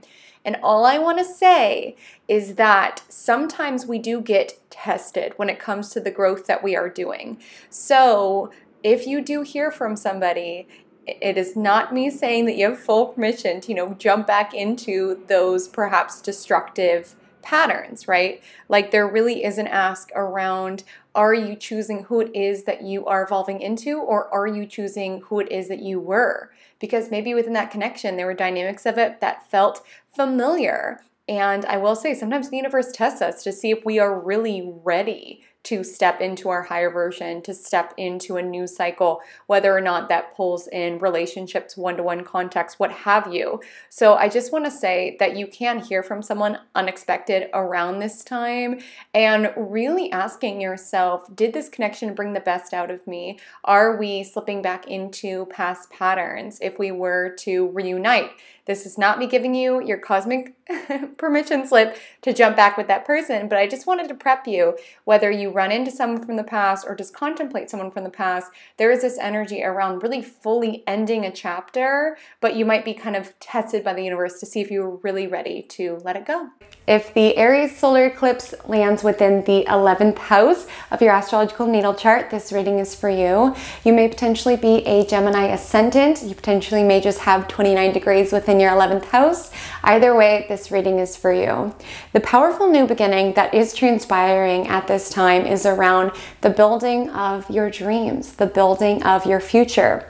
Some of you have been in a bit of a hibernation time. You've been calling back your energy a little bit more. You've been hermiting. You've been prioritizing your inner landscape. And this is essentially a time to sort of get out in the world, to have courage around the new start that you are building as it relates to what it is that you want for your future. When it comes to having this solar eclipse, you are moving towards your dreams. Like, there are certain things, obviously, with the energy in Aries, it'll come after initiative and having courage and really showing up for them, right? Networking, connecting with people who can support you on this journey. But I will let you know, with the solar eclipse on Jupiter, you're entering into a cycle in which you are going to get what it is that you've wanted. And for some of you, what it is that you've wanted for a long time. But to get there, you need to trust your instincts. You need to trust that every single iteration of who you've been and what you have done prior has led you to this moment. And you need to trust the person that you are becoming, because as you step into your dream life, like, you're stepping into your higher self, and it's going to stretch you and contort you in brand new ways, right? There's going to be moments that you feel unsure. There's going to be moments when you're at your dream job and surrounded by your colleagues and being like, am I on the same level as these people? And you are being asked to have courage. Like, I feel for some of you, you can be overcoming some, imposter syndrome as you step into this new era. Trust in yourself. Trust that all that you have done prior has supported you and led you to this moment. Believe in yourself. For some of you, you are your own biggest enemy. Like, you really doubt yourself, and maybe it's because, you have that Gemini Ascendant, some of you, so you just have a lot of thoughts in that brain, so you can overthink quite a bit. But some of you, you're really being asked to overcome your own limitations in order to move towards your goals and your ideals. Some of you, the story is a bit different. This is the house of friendships. Some of you deeply want community. You want people around you. Maybe you moved somewhere, or maybe you are in a new school or something of that nature, and you want friends, you want community. And not necessarily just friends where it's like we party together. It's like we support one another on what it is that we want. We support one another when it comes to our future. We support one another. We see one another. We inspire one another. This is essentially 11th house. It's always considered in traditional texts as like friends who help us, because it's right next to the 10th house, right? And so when 10th house is career and public persona, how it is that we rise up. With 11th house, it's our networks. So this is asking, how are you networking? How are you putting yourself out there? Which I know for some of you, maybe you have some social anxiety. Maybe some of you, you've been burned. Like, I know that a lot of you likely have Chiron in this sector as well. Perhaps you've been burned by past friendships. So it's painful and it's challenging for you to put yourself out there for something new. But with the energy of Aries solar eclipse, it's basically saying the people that can come in at this time are like soul community, like people that you have fated connections who will help you. At this time, you're being launched forward to build your network. So for some of you, maybe this is building your social media platforms, like assembling the audience of people who resonate with your message and will help you get to where it is that you want to go. Maybe for some of you, it's just building your friendship groups in your city or what have you. Maybe for some of you, it's around really prioritizing networking in order to build your career in a positive direction. It will take courage. The energy is in Aries, right? But you are ready for this. And that dream community, it's not going to come your way unless you really put in the effort, right? In order to make it happen with this energy in Aries. But I guarantee on the other side, it's like individuals who you are fated to connect with, who are going to support you, amplify your vision, help you get to where it is that you want to go. And this is essentially go time in order to really carve and chisel these connections. If the Scorpio Lunar Eclipse lands within the 6th house of your astrological natal chart, this reading is for you. You may potentially be a Gemini Ascendant, you potentially may not be. Make sure to check out where 14 degrees Scorpio is for your lunar eclipse reading. And just a reminder, there will be 2 separate readings, so 2 separate timestamps that you'll want to listen to. So the story that you are essentially culminating or wrapping up, my love, is around this energy of essentially day-to-day, of work projects, of coworkers. You have been sort of called to take a back seat as it relates to those arenas. So maybe for some of you, you had like really, really intense relationships with your coworkers, and this is sort of energy to enact more boundaries. Maybe you had an intense relationship with work. You let it bleed into the value of who it is that you are. Like, it was more than just a job. Like, it affected you emotionally and energetically. And some of you are taking a back seat from toxic work environments. Some of you are just taking a back seat from feeling like you need to do it all in work, that your values only, you know, etched out when you do it all, be it all. Some of you are just like putting a pause on busy work, because not all of you, but a lot of you will have North Node in your 11th house, if not now, soon. And with North Node in the 11th house, you're being asked to build your future. That's like ultimately, you know, dream job, dream life, fortune for the future, right? And 6th house is more so our daily active working. So for some of you, there can be a shedding and a releasing of a job that has supported you to this point, but won't get you to where it is that you want to go, right? Maybe there's a certain job where it's like, it's paid your bills, it's kept you afloat, but you feel this urge within you that it's time to step into a new role, to step into a new paradigm, to step into a new industry. And that is going to feel deeply uncomfortable. And it can be a grieving. Sometimes having those jobs, even if it's like, you know, a side job or not where we want to be forever, there's something comforting in that. Like, one of my favorite jobs that I've ever had was being a barista. Like, I loved it. I loved handing people their coffee. I would have stayed there forever, right? But I knew that I was being called to chisel my talents in a new direction. But I will say, the first week when I went to my first corporate job, I hated it. I mean, that was not the environment for me anyway, but you know, I wanted to go back to the coffee stand, but my growth there had stagnated. I knew how to make a latte. I knew how to make a cappuccino. I knew how to handle a morning rush. I was an expert in it, and there was a comfort in that, but I knew that my life was pushing me in a new direction. And for you, perhaps you're feeling the same.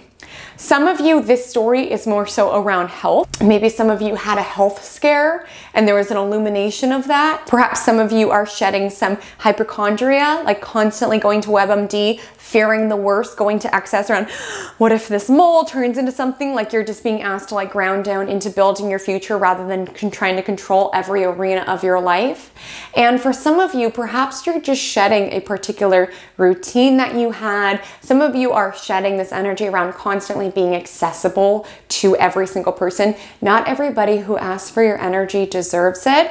And for some of you, you're setting boundaries around when it is that you help, because you have Scorpio in the 6th house. So sometimes you feel strongly called to merge, which is why you probably, you know, when it comes to coworkers, you really dial into their needs. Oh, I can take on your work. I can take on your work, or anything of that nature. And some of you are having this culmination around, I'm not able to build my future if I'm constantly trying to help everybody else in regards to my day-to-day. Perhaps this is time for me to be a little bit more selfish. Perhaps it's time for me to prioritize myself and my future and the version of myself that I need to be to step into my future at this time. If the Aries solar eclipse lands within the 10th house of your astrological natal chart, this reading is for you.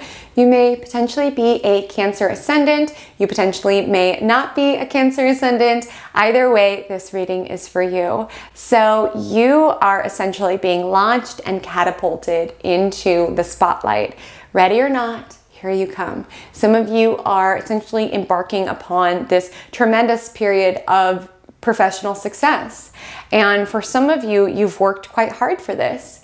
And with this energy, things are going to quicken quite a bit for you. They're going to accelerate quite a bit for you. And that's going to bring up all sorts of stories within you. I want to share with you something that my mentor shared with me one time that was super, super pivotal as this transit occurred within my chart and within my life. She said, success is a beautiful thing, but you need to build in a way that you will survive your success. Will you survive your success? And it's not to say that success and stepping into the business that you want, the career that you want, the self that you want, it's not saying that that is scary. It's not saying that that is frightening. But what I will say is that it will stretch you in new ways. And there will be moments of self-doubt. There will be moments around being like, what the heck am I doing? Because I feel strongly for a lot of you with this energy in Aries, you are being asked to trust your own vision. You're being asked to trust yourself as a leader. You're being asked to trust yourself as it relates to putting yourself out there.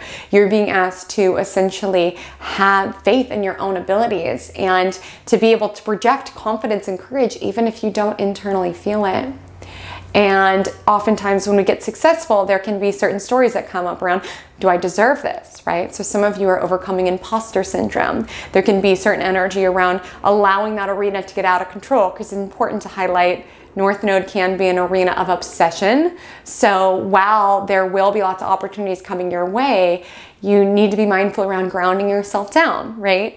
Ensuring that you have the structures within your life to support the success and the visibility that you are having. And when you have more eyes on you, it magnifies everything. This is the house of fame. I'm not saying everybody's gonna blow up, but some of you may, like blow up on TikTok or blow up within your career, within your industry, get a promotion, leadership, like eyes are on you, okay? And here's the thing. Oftentimes when you've been striving for something, when you've been wanting to achieve something, there can be a temptation to feel as though as soon as this happens for you, all of your problems will be solved. It won't. It just amplifies them. We hear this from famous people all the time. The more eyeballs on you, the more every insecurity, every story that you have within you is highlighted and magnetized and amplified. And that is going to feel uncomfortable. It's not a reason to keep yourself hidden. Like a lot of you guys are Cancer rising. So I know, putting yourself out there isn't necessarily your comfort zone. But I want you to know that when it comes to essentially this lunation, you are going to have to step into visibility and overcome those stories and overcome the perceived magnifying of what you feel are your inadequacies or your weaknesses or what have you. To build authentic confidence, to build authentic leadership. That's the time to say yes to opportunities for expansion. This solar eclipse conjoins Jupiter. Say yes to that promotion, say yes to that new job. This is a time for newness. If you have been contemplating starting a business, I'm letting you know it is cosmically supported. I wouldn't launch it right on the solar eclipse, but you can find a powerful idea comes through or something that you are feeling called. If you have an existing business, perhaps pivoting, perhaps taking more of a leadership role, having more eyeballs on you in regards to it. Trust your own vision. Trust that you were made for this. You've got this. And these eclipses, for some of you, it's going to be the quickening of what it is that you have worked for. Okay? Like you might have been like you've been doing the work in secret, and this is a time that you have more eyes on you. And with that, more haters, more feedback, all of those pieces. And that's why it's even more important to continue to show up for your business or for your vision or for what it is that you're birthing out, and to trust your own instincts and to not allow, obviously constructive criticism is helpful, but it is important to safeguard your vision or protect your vision, because you cannot please everybody. Some of you are stepping into that in a major way during this time, and to really trust in the new starts that are taking place right now. And some of these new starts with this solar eclipse square Pluto can be an ending, letting go of a job position that maybe you loved, but you're not growing in any longer. Maybe some of these endings are sudden, but with this energy of the Aries solar eclipse, there's a new beginning transpiring here. Whether it's a new promotion, whether it's new industries. Some of you might find that you're feeling called to pivot at this time. You're like, my growth has stopped in my industry. Like I'm an expert here. I'm not learning any longer. And with this Aries solar eclipse, you can really feel called to put yourself out there in a brand new way, apply yourself in a brand new way, get certain credentials or whatever is needed in order to pivot your career, and trust in your vision more so than the voices of outside feedback. If the Scorpio lunar eclipse lands within the 5th house of your astrological natal chart, this reading is for you. You may potentially be a Cancer ascendant. You potentially may just have 14 degrees Scorpio within your 5th house. Either way, this reading is for you. And do keep in mind, there are 2 readings as part of this particular video. You'll want to listen to the reading for the solar eclipse and the reading for the lunar eclipse. So this lunar eclipse is essentially a grieving of some hobbies, some partying tendencies that are no longer aligned. For some of you, you can find that this eclipse is sort of marked with this time in which things that used to be pleasurable are no longer so.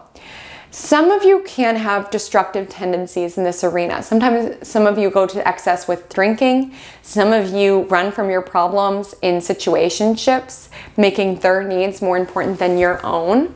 Some of you maybe even, partake in risky or not ideal intimacy behavior that you're feeling, suddenly there's a nudge in which you're feeling called to move your life into a new direction.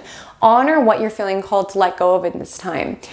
Oftentimes our passions shift and change as we do, and it can feel very uncomfortable when you find that you're sitting down to write or you're going out to skateboard and you're like, I always used to love this. Why do I not love it any longer? Why is this no longer fun?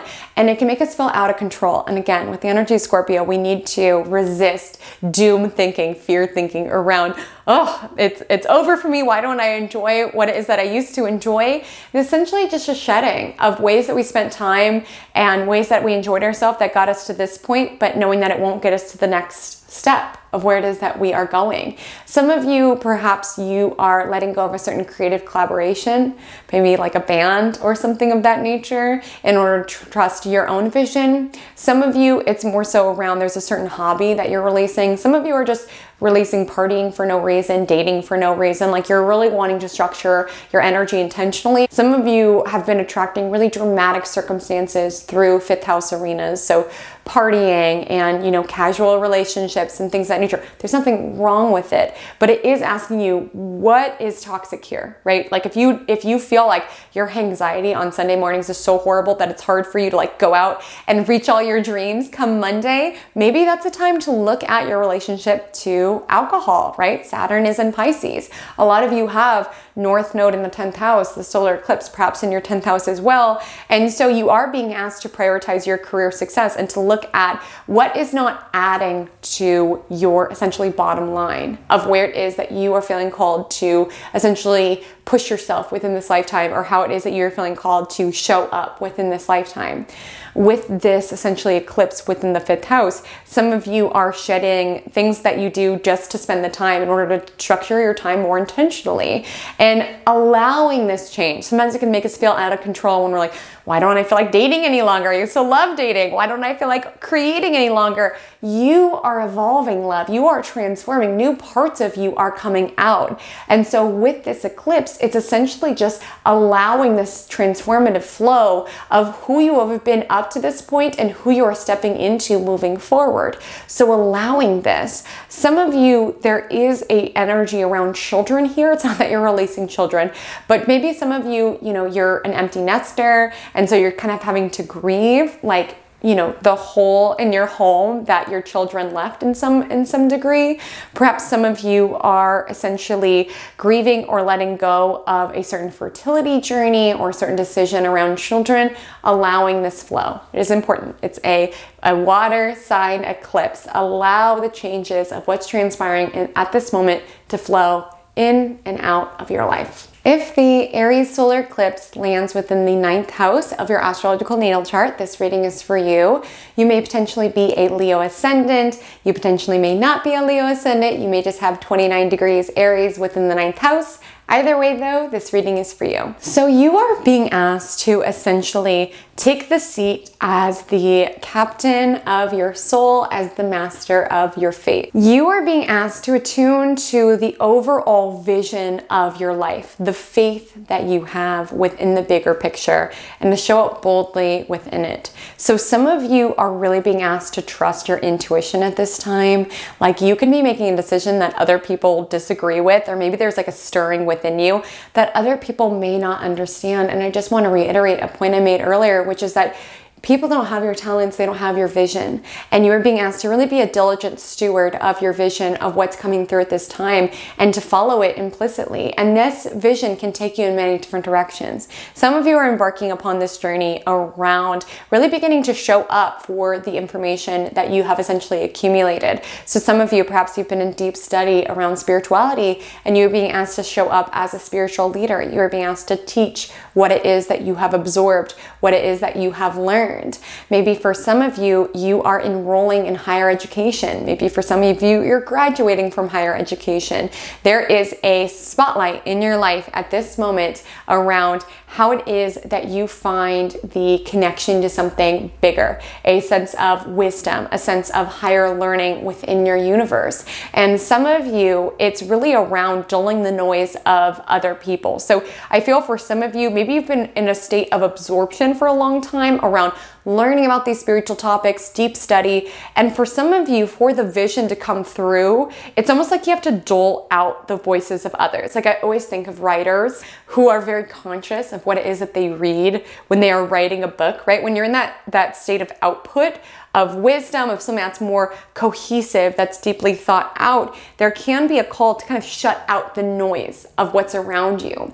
And there can be a call in which you are no longer resonating with, you know, podcasts that you listen to or social media that you used to attune to. Like when it comes to this in the 9th house, you can be more inclined to want to share your perspective rather than just being constant, you know, input of other people's, and to trust your vision and to trust your intuition and to trust your spirituality implicitly. You are the only one who can take you to where it is that you need and want to go. So it's trusting that, it's attuning to that, and maybe it's building your life around that. A lot of times when it comes to a solar eclipse within our 9th house, we are being asked to go on a journey of some sort, and you are embarking upon a journey. This craving for wisdom, for certainty within your bigger picture, what gives your life a sense of faith and meaning. For some of you, it can be linked with wanting to travel. Some of you might be shifting to a nomadic lifestyle or something of the nature, which maybe other people disagree with, but if it feels right to you, it feels right to you. Some of you are enrolling in higher education. Some of you are following your spiritual path. And really with this energy of Aries, I want you to follow the fire of your desire. I want you to follow your own instincts. And I want you to take a step back around, am I building other people's dreams? Am I living a life that feels aligned? It's really about taking a step back to attune to the forest of your life rather than the details of it, and following your own instincts, your own intuition, in order to allow the big picture of your life to move in a more soulful, in a more meaningful way. Say yes to life, say yes to expansion, say yes to getting out of your comfort zone. If it feels aligned, if it feels like an arena of growth, if it feels like something in which you can find meaning within, it's a yes. And if it's not a heck yes, it's a heck no. Really, you're the only one who can have discernment around what is meant for you.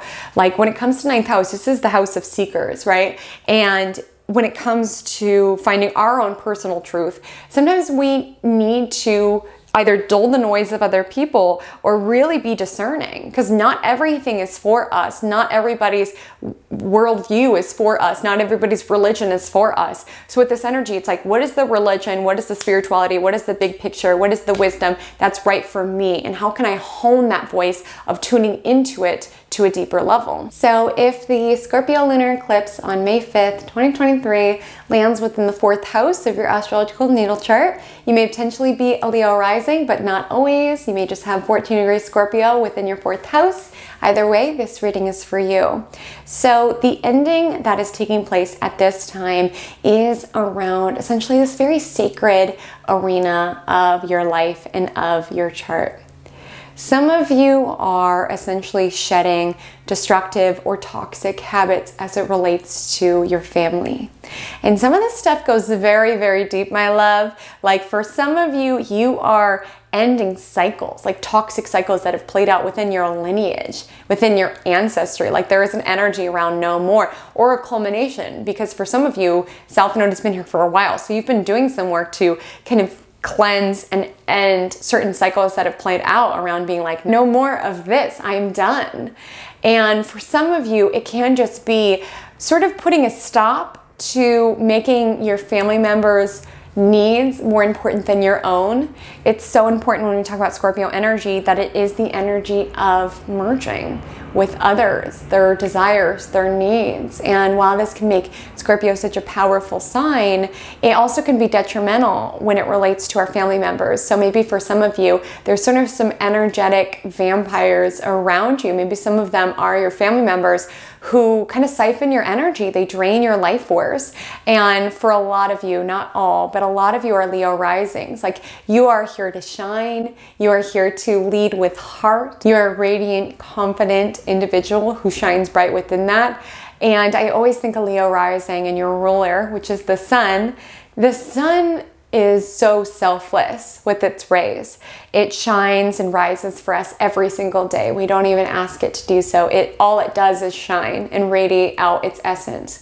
And if you are a Leo rising, you do the same, in that when you care about somebody, you want to show up for them. But oftentimes when we constantly are other people's saviors, or always making their needs more important than our own, or always playing the role of what our family members want us to be, oftentimes we are losing out on an opportunity on both sides for ourselves to grow. Maybe, you know, when we release ourselves from that martyr trap around, well, I always need to help them in this particular way, maybe even us releasing ourselves from that toxic pattern actually frees up that other person. I shared this briefly earlier in the video, but there is the law of relationships, which what is good for one person by the law of relationships is good for the other person, even if they don't realize it at that moment. Like sometimes when we're in certain martyr roles, particularly as it relates to family members, for example, let's say you have a family member who constantly is like calling you to drive across town to, you know, bring their newspaper in or what have you, and it's like you kind of approach it through this lens of resentment, and it kind of infuses your connection with this energy of resentment. Maybe it's just having boundaries around, okay, I'll do that like once a month, frees them up to, you know, ask their neighbor instead, and they can create a new relationship. We don't know how things will transpire. All you can do is follow your own energy and notice where it is that you're making your family members' needs more important than your own. Some of you have been on a journey around enacting more boundaries with your family members. There could be a certain culmination around perhaps needing to enact boundaries with family members around this lunar eclipse. For some, the focus is more so around home environment. So maybe you've been in sort of a toxic cycle with roommates. Maybe this is a culmination of a fight that's been kind of simmering with roommates or something of that nature. Maybe your home environment hasn't felt very healing. It hasn't felt very healthy. It hasn't felt very conducive, because a lot of you have had North Node in your 10th house. So career has been a major focus. So maybe for some of you, you've been spending less time at home, right? You've been spending less time around roommates and things of that nature. Maybe there's been certain dynamics where your home environment has not been what it is that you want it to be. And maybe for some you're moving. Maybe for some you're letting go to a certain roommate connection. Maybe you're grieving a certain roommate connection. For some, the focus is around your emotions. Embrace all of your emotions that come up. Your emotions can be data around which direction you should move towards and which direction you should essentially release, right? And with this full moon, there can be certain emotional patterns that you are shedding at this time, certain ways that maybe you've been stuck in this little bit of a martyr role, or feeling that your value is only around helping other people with their stuff rather than prioritizing your own visions and your own essentially creations and your own beliefs, right? And so when it relates to this lunation, your emotions can be telling you a lot, but observing where it is that you can essentially allow those emotions to spiral. And again, I want you to feel it. I'm not saying it's bad to feel, but observe where it is that you are sort of needlessly egging on your doom thinking or doom emotions around, it's all over for me, da da da. And maybe there's a new constructive way that will kind of be a tether or a grounding force as it relates to coping with the changes that are transpiring at this time. Because for a lot of you who have this here, you most likely have the solar eclipse in your 10th house and your 9th house. So a lot of essentially your path at this moment is focused around essentially the acquisition of wisdom, 9th house, and the essentially ambition of career. And maybe those can be a grounding force for you rather than like holding up in privacy and not allowing yourself to be seen. Maybe allowing yourself to find these anchoring tenets within your life helps nurture yourself in a more soulful way. So just being mindful around where you're being overly indulgent or overly, you know, kind of like babying yourself a little bit when it comes to your emotions. Like certainly feel what comes to the surface, but understand that the direction of our life just moves forward, right? We can't fix or change the past. All we can do is move forward boldly and courageously. If the Aries solar eclipse lands within the 8th house of your astrological natal chart, this reading is for you. You may potentially be a Virgo ascendant. You potentially may not be a Virgo ascendant. You may just have 29 degrees Aries within your 8th house. Either way, this reading is for you. And I just want to let you know there are two separate readings that you'll need to listen to, the solar eclipse reading and the lunar eclipse reading. So for you, you are facing your fears in a big way. Okay, you are facing your fears in a big way, and it can feel very, very uncomfortable for you. A lot of you are Virgo risings, not all, but a lot of you are Virgo risings who have a certain attachment to wanting to be perceived as having it all together, being the helpful one. And it's uncomfortable for you to lean on others. You are somebody who tends to be a little bit more independent. And certainly with the energy in Aries, we are being asked to be independent, but in the energy of 8th house, be independent as it relates to merging with others. So let me basically break down how this can show up for you. Some of you are being guided during the solar eclipse to essentially trust in allowing yourself to be supported. And for some of you, it's going to allow you to be more you.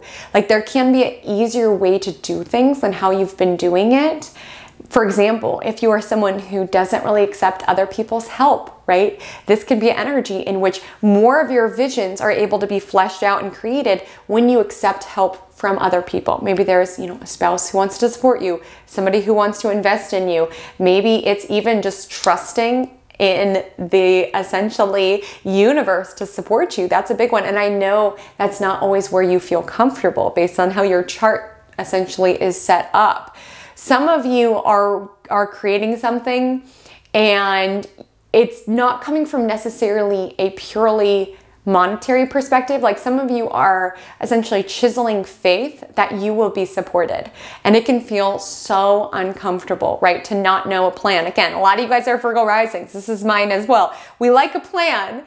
And with the energy of Aries, it's about chiseling your instincts. Just understand, I will be supported. Like I'd shared at the beginning of this video, I didn't know if I would be able to cover it with, just doing yoga and readings. I didn't know what would happen with my business. I didn't know if I was capable. But what I did know at that moment is I was like, this feels right. And the universe did show up for me, like in the most amazing ways that are inconceivable. Some of you are shedding security, whether that is essentially, maybe it's like a steady paycheck in order to embrace entrepreneurship. Some of you are shedding the security of a relationship that won't be for everybody, but some of you are essentially launching towards transformation. And essentially with this energy, it's around facing your fears and trusting your instincts, right?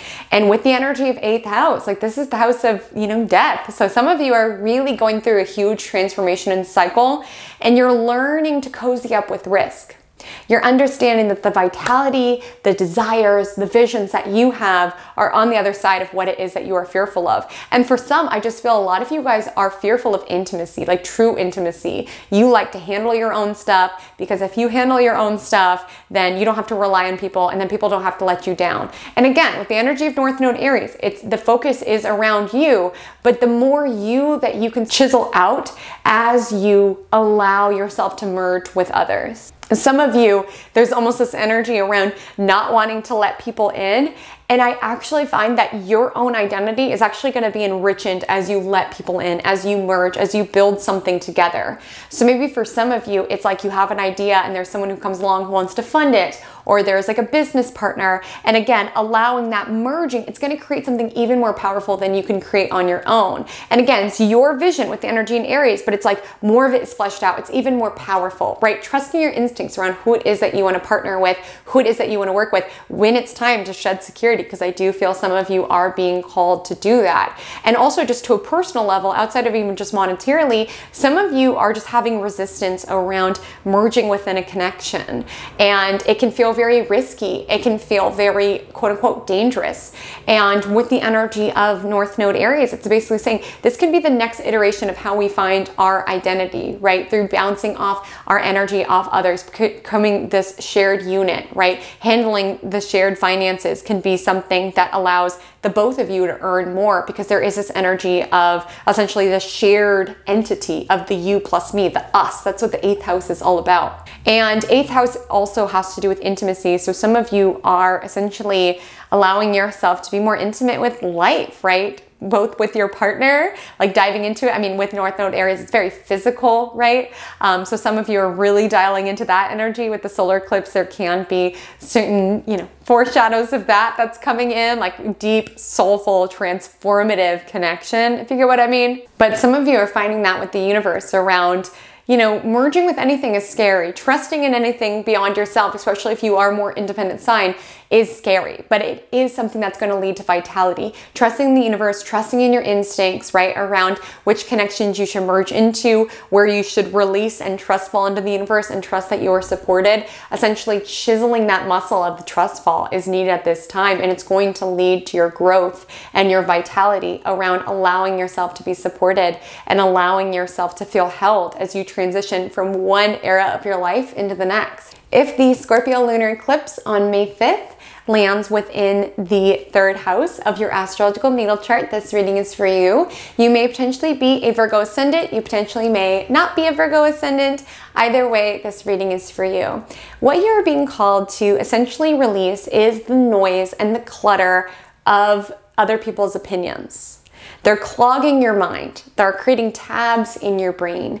And with this Scorpio eclipse, even it can be sort of toxic as it relates to your mind. So maybe you're somebody who's a creator and you're addicted to reading comments, and it's sort of just merging all of these other people's opinions into your mind that it's hard for you to clarify the direction that you're going in because you're trying to cater to too many people. You can't please everyone. That's going to be a really important theme when it comes to North Node entering Aries.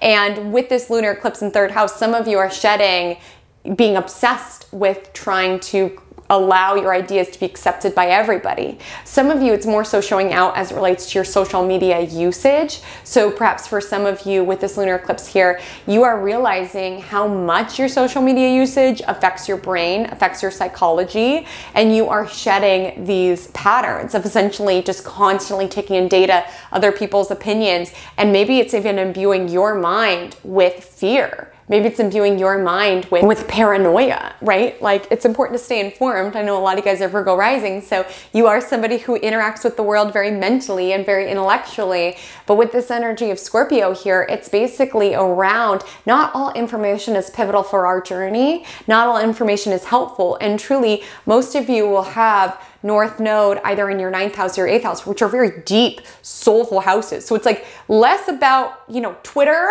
and more about like textbooks, like deeper knowledge, right? And with the energy of 3rd house, it's just opinions from other, feedback from others. It's just too noisy. And with the North Node there, it's about deep wisdom, right? And discernment around what's right for you, and releasing this energy around trying to mold things according to other people's opinions, other people's essentially perspectives. Some of you are being asked to essentially shed obsessive behavior as it relates to social media. Some of you are being asked to essentially shed toxic mental patterns as well with this energy in Scorpio. Some of you are quite mean to yourself, honestly. You've been your own hater.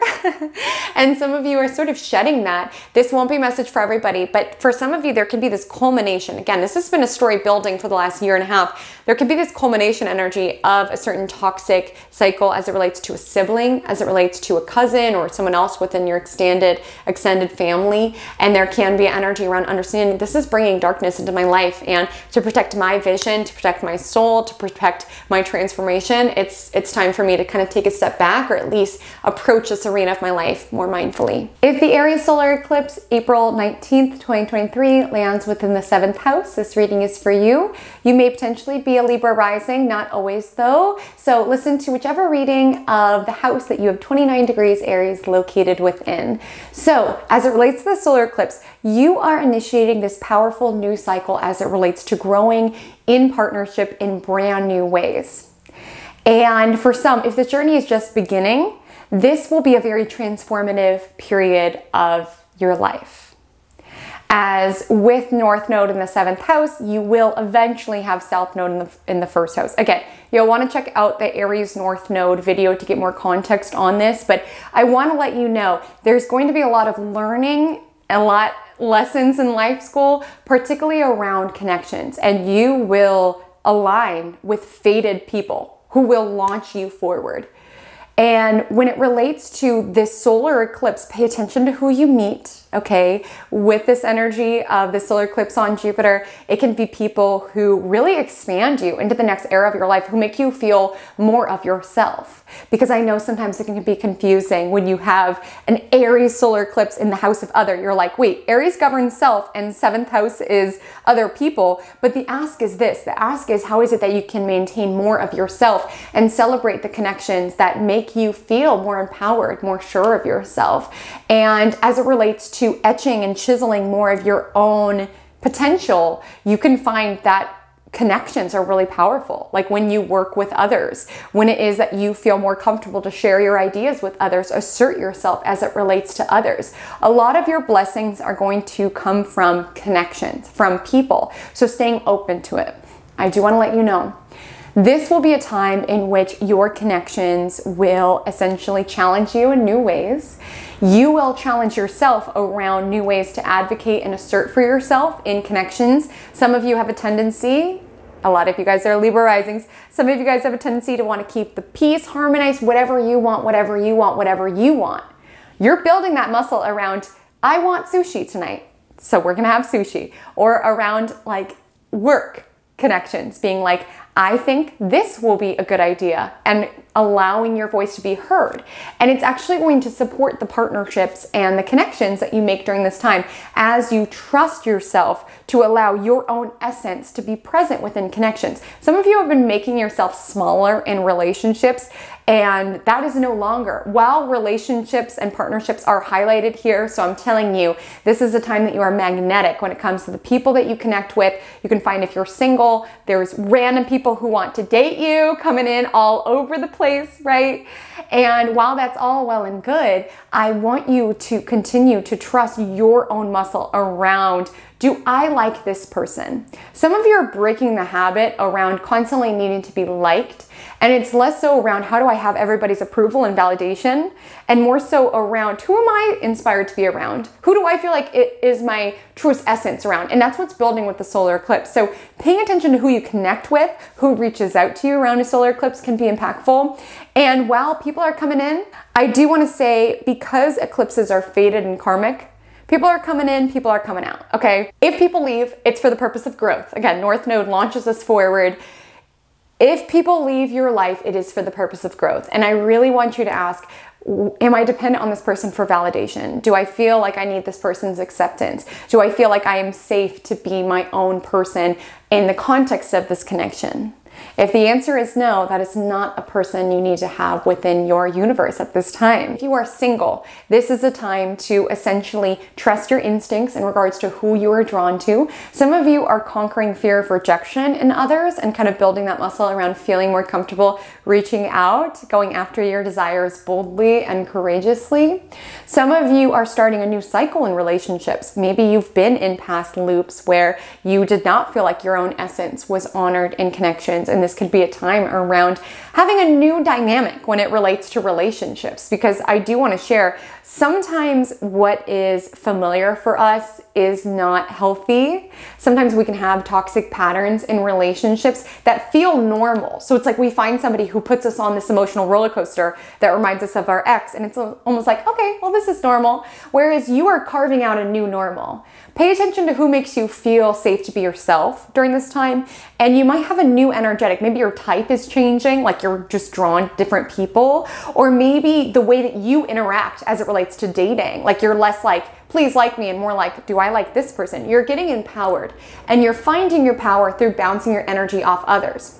I will let you know, I go into more depth in this in the Aries North Node video, but just to briefly tell you, when it relates to this house, you are going to feel lost at some points. It is a transformative time, and you can find that people show up for you in brand new ways, and you find out more about yourself through bouncing off energy from others. Truly, sacred mirrors, my love. When it comes to us interacting with other people, that's how we learn about ourselves. Like when somebody else shares their viewpoint, we have that moment to be like, does this ring true for me? Do I align with this? Not everything will resonate with us. We don't resonate with everybody, and that's okay. And this energy is really about differentiating the sort of people that you want to be around versus people you don't want to be around, as well as really carving out yourself through interacting with others and allowing yourself the space and the grace to transform. If the Scorpio Lunar Eclipse lands within the second house of your astrological natal chart, you may potentially be a Libra Ascendant, but not always. So make sure to listen to the reading of wherever you have 14 degrees Scorpio to attune to the lunar eclipse. There is a separate reading for the solar eclipse.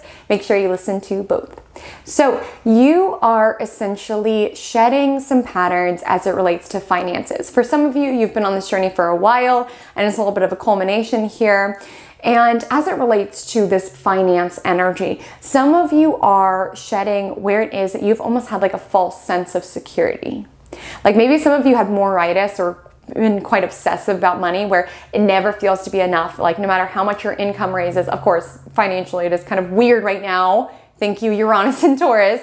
But with this energy of Scorpio, it's like obsession, right? Where it is that we are just bottomless, like never enough, where even we have kind of toxic patterns as it relates to our finances. So maybe this energy around, hoarding, never feeling safe, spending money because we cling to it because we're like, what if it doesn't come back? And perhaps for some of you, it's more so psychologically releasing. Like maybe some of you, you're in debt or your financial situation is not where you want it to be. And maybe that impacts every arena of your life. Like you just cannot stop thinking about it. And with this energy, perhaps you're being guided towards asking for advice from other people. Like, what do you think I should do with my finances, rather than obsessing, internalizing it on yourself? As well as it relates to this energy, it's like understanding those are numbers on a screen. Like obviously it does affect us, but let's say if you just feel like you're drowning in debt, like understanding you still need to live, you still need other arenas of your life. You can't allow every experience to be tinged with guilt. So whether you are really not in a great financial circumstance, or perhaps you are in a fine financial circumstance, but you still feel this energy of power that finances have over you, some of you are being asked to prioritize other arenas of life rather than having this obsessive hold when it relates to finances. Of course, I understand we live in a physical world. We do need money to make by, but some of you has a grip on your psyche. Like it literally has a grip on your psyche. Some of you, from the time you wake up to the time you go to bed, you're thinking about money, which again, I get it's not great to be in that state where you don't feel like your needs are being met. But for some of you, you're being asked to ground down into your physical reality rather than fearing the worst case. Yeah, for some of you, I feel it's like almost this shedding of certain psychological patterns that you have around money. So maybe you have like kind of a scarcity mindset where you have a hard time asserting the value that you know that you are worth. Maybe some of you grew up in poverty, so you have a hard time spending on yourself. You cling to everything because you're so fearful, right? And as it relates to this energy, there can be certain psychological patterns that you have around money that are no longer serving. There's a culmination around attuning to other arenas of life and no longer allowing your psychology to be so firmly rooted around finances. Because oftentimes when we're in that energy of like panic, it actually isn't super helpful as it relates to it. Like sometimes prioritizing our peace is helpful for us to handle things bite by bite. Because I just feel with the energy of Scorpio, it's snowballing, it feels out of control, you're panicking, you're obsessing, and it's not even allowing you to be in a calm and balanced state in order for you to show up to getting yourself into a better financial circumstance. So that can be something that you are shedding and releasing at this time. There can be certain news or unexpected bills with the opposition of Mercury and Uranus coming out during this time. Maybe it's unexpected raise or something of that nature, but I want you to stay open to what comes out and just really resist fear, doom-based thinking. We really don't have control of it all. You have, your North Node most likely in the 8th house or the 7th house. So a lot of your growth at this time is through connecting and collaborating with others, connecting, collaborating with the universe. So even if there is bad financial news that comes out around this time, I want you to trust like it's not as bad as your mind is making it feel. Just show up for this step and this step and this step, and the rest will take care of itself. And some of you, as it relates to this sector, it is about self-sufficiency. So some of you are having this illumination around, hey, I can actually get my needs met in a much more efficient way. Should I partner with others, connect with others rather than feeling like I have to do it all myself? Some of you are having some major illuminations around self-esteem. Some of you only feel valuable when you are essentially merged with somebody else. And it's fascinating because a lot of your growth is taking place through relationships. So it's not bad to interact with people, partnerships, like that's where a lot of your growth is. But with this energy in the 2nd house, some of you are shedding certain value systems that no longer align with you. Maybe they're like left over from past connections. Maybe you felt like your value was always tied into what you could do with others. And there was just this energy around tapping into your empowerment and allowing yourself to take up more space in connections and understanding that your self-esteem is not dictated by that. And some of you are just finding that it's just a more efficient way to allow yourself to connect with others, collaborate with others. And maybe for some of you, you're taking a back seat from working all the time, being really obsessed with money or being very materialistic. Maybe you're paring down your life in order to enjoy more time with others, right? Maybe you are shedding sort of obsessions around your own self-esteem, around feeling like I'll never be good enough, and just choosing to interact into building the person you're evolving into rather than obsessing over if you are good enough or not. Those are all themes to look out for as it relates to this lunar eclipse. If the Aries solar eclipse lands within the 6th house of your astrological natal chart, this reading is for you. You may potentially be a Scorpio rising. You potentially may not be a Scorpio rising. You just have 29 degrees Aries within your 6th house. Either way, this reading is for you. So you have this new start as it relates to essentially the care and keeping of the daily act of living and essentially perfecting this art of living well. When it relates to the solar eclipse, you are essentially taking more agency and autonomy for building the life that you want and understanding that a lot of the life that you want is showing up within the small details. So maybe some of you are asserting yourself more so when it comes to the workplace. Maybe some of you are getting a new job opportunity at this time, a new freelance opportunity at this time. Maybe some of you are enrolling in a new workout class, something where it's like, you know, you could have been in this space around wanting and wishing change. And this is the energy around grabbing change with both hands, right? And kind of building change as it relates to your daily routine. So like carving the space to work out your body, like carving the space to assert yourself within the workplace, like essentially understanding those lofty ideals of yours, like they are going to take anchoring within this physical world. If it doesn't show up within your day, it's not going to show up within your week, nor your month, nor your year, nor your life.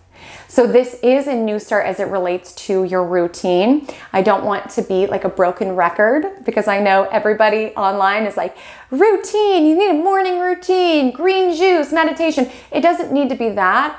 But I will say with the energy of Aries, it is asking you to take this active approach around building a routine that does honor all that you are and putting yourself out there as it relates to new job opportunities, as it relates to your health. Some of you have this new start in being more active as it relates to your health. And for some of you, I just want to say proactivity is deeply important here. I'm not going to incite any fear, okay? That's not my intention ever. And I'm not saying any health problems are going to essentially come to the surface. But what I will say is with the energy of Aries, I want you to be active about asserting yourself and taking care of yourself, getting yourself to where it is that you need to go in order to ensure that your body, mind, and spirit are healthy and feeling good. So around eclipses, there can be intense stuff that comes up around your energy levels. Maybe it's not so much a physical symptom as just wanting your body to feel its absolute best. And with the eclipses, you know, the transits whisper before they scream. So listen to the whispers around ways that you can be taking better care of your body. For some of you who own your own business, you are being asked to essentially take the reins, conquer your fear by hiring, okay? Some of you, it's like you're root bound in regards to how much your business can grow without leaning on help, outsourcing in some way. Maybe not even business-wise. Maybe some of you need to employ a cleaner. Again, it's looking at your daily routine and understanding what is it that I want my day to be around and how can I allow myself to make the moves, whether it's me physically needing to carve it into my day or maybe freeing up those tasks from my workload. What will help me get into the space?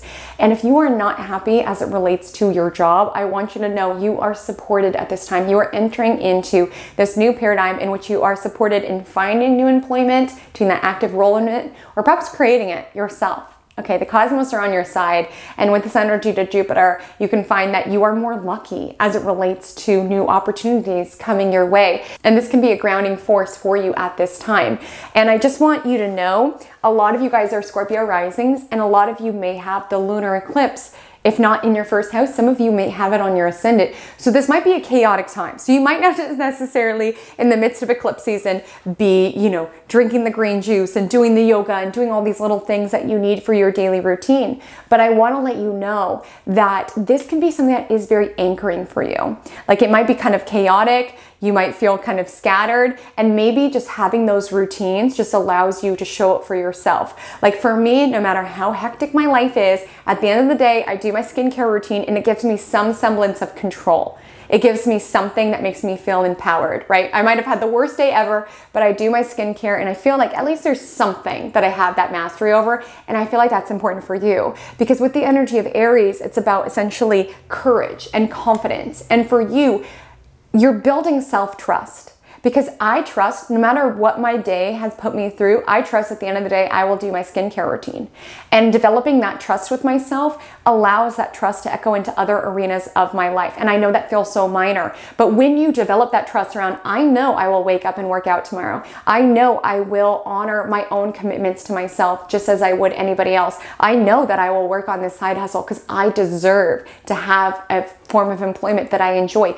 It's that muscle that you build, and you start to sort of allow that trust to echo into other arenas of your life. You start to trust yourself as it relates to your talents, as it relates to your visibility. That trust reverberates outwards, and it starts with those little decisions, those little things that you bake into your day where it's like, whether I feel like it or not, I'm gonna do my skincare routine. Whether I'm in shambles or not, at the end of the day, I will do my skincare routine, and that'll allow me to feel more grounded and more capable as it relates to all of the other decisions that I'm going to make outside of that particular activity. So finding those activities that are grounding, that allow you to feel more confident, more empowered, and more courageous. If the Scorpio Lunar Eclipse lands within the first house of your astrological natal chart, this reading is for you. You may potentially be a Scorpio rising. You potentially may just have 14 degrees Scorpio within your first house. Either way, this reading is for you. So this is a fascinating story that is essentially reaching a culmination point. And I want to let you know that you have been part of this journey. Depending on where it's located within your chart, you might have just started, you may be at the tail end, but I do want to share there is this journey where you have been transforming and you are stretching into new dimensions of yourself. And the thing is about growth is the in-between feels very awkward and we can feel very lost. We don't yet recognize who we are transforming into and what our life is transforming into. And so with this lunar eclipse, you're essentially having this illumination around your own self and perhaps releasing certain iterations of yourself that is no longer serving. So maybe there were certain energies where you felt like your worth was just merged in towards others. Maybe you haven't been valuing yourself. And with this lunar eclipse, it's essentially about shedding this story around where you have not felt worthy and not having to prove your worth towards other people. I feel strongly for some of you because this lunar eclipse opposes Mercury and Uranus. You can have someone talking to you crazy around this time or saying something where it kind of like throws you off balance and makes you question, am I worthy? Am I valuable? Because here's the thing, when it comes to life school, we are essentially tested. And the test here, if you do resonate with this piece, is that if someone's talking to you or doubting you or making you feel less than, essentially the universe is trying to see, are you going to shrink, right? Are you going to shrink into old ways of being like, no, you're right. Or are you going to allow yourself to show up in new ways, right? Are you going to allow yourself to not allow the feedback or maybe the unexpected events that happen when it comes to other people? Are you going to let them permeate into your sense of self? Or has your sense of self changed throughout the course that South Node has been in your first house? Some of you at this time are essentially shedding the coping mechanisms that you have built in that it is not safe to let people in. Like some of you have been in this almost hyper-independent state, and it's not that that's necessarily natural to you, it just feels like you've had to close your heart off because it has not been safe. People have essentially been let in and let you down. So it's almost like you've been portraying this like, I'm so tough, I don't need anybody. And perhaps it's been blocking you from new, essentially, connections. And again, the focus here is really around showing up in new ways, right? And releasing toxic habits that you have had within yourself, whether it's being codependent or being hyper independent. But truly, you are wrapping up a story in which a lot of your growth has been focused around other people. and allowing your own development to take place as you bounce your energy off of other people. And so some of you are essentially allowing the safeguards that you've put around your heart to sort of decalcify, to allow other people in, to not feel that you need to project this vision of confidence and strength at every moment in time. I know you guys have been going through it. A lot of you have had a lot of changes that have really rocked your sense of self, but hopefully coming out of it, you can really anchor and be so proud of all that you have essentially learned about yourself. And truly, strength is not projecting this almost like cement energy of not feeling anything and not allowing your, vulnerabilities. There is strength in softness. There's strength around being hurt and still being open towards other people. Not repeating the same mistakes, right? But still being open, understanding, I learned lessons. I have reinvented myself. I learned so much. I've rebuilt my life in different ways. And how can I interact with people without allowing these toxic patterns to sort of leak into the act of relating? Some of you have destructive tendencies as it relates to your physical body, okay? You go to excess with something. And that could be overeating, undereating, over-exercise, not moving your body ever. Some of you have been very psychologically in your own head, really hyper-focusing on your flaws, on the little pieces that you feel are not right. And it's almost just taking a bigger and bigger hold out on you. And some of you are just shedding, being so attached to what it is that you look like, because your vessel is just a way for you to navigate life. And truly, with North Node entering Aries later this year, it is this ask to focus on how your body feels rather than how it looks, and shedding the hold that perhaps your appearance has had over you. If the Aries Solar Eclipse on April 19th, 2023 lands within the 5th house of your astrological natal chart, this reading is for you. You may potentially be a Sagittarius rising, or you just have 29 degrees Aries within the 5th house. Either way, this reading is for you. So there is this new start initiating as it relates to reclaiming the more playful, light sides of life. And for some of you, I feel deeply that you are reclaiming elements of your inner child. This solar eclipse squares Pluto. So for some of you, as you dive into these very lighthearted themes, there is some heaviness there. There is some processing, particularly psychologically, around your inner child, and maybe how they had to grow up too quickly or things of that nature. But I want you to know that your play, your creativity can be quite healing at this time. A lot of you are in the process of a birthing. I want to let you know you can be embarking upon a time in which you are extra fertile, whether you want to anchor in that energy towards having children or birthing out a heart-centered creative project. 5th house governs children, as well as creativity, novels, plays, poems, what have you. Anything where we share what it's like to be us, where we share, this is how the world looks from my perspective. And oftentimes people talk about their creative projects, they're like, that's my baby, right? That's why I think 5th house kind of encapsulates it as well. And I highlight this because a lot of you are creating artwork that may be quite trailblazing, or potentially can be something that is inciting in some way, whether it is raw, whether it is vulnerable, honest. There is this energy in which the new start that you are calling in creatively is anchored around telling your truth, storytelling and sharing in your own language. With this energy of Aries, it's the first sign of the zodiac. It's raw, it's open. So some of you are stepping into this era in which the creative project that is birthing, it truly is a birthing, the creative project that you are essentially creating shape and form to may be something that not everybody understands and not everybody needs to. It's something sacred. It's a personal vision. It's a personal perspective. And with the energy of Aries, it's unfiltered, it's raw, it's you. And processing and safeguarding by allowing your energy that you put into it to be a sacred process, right?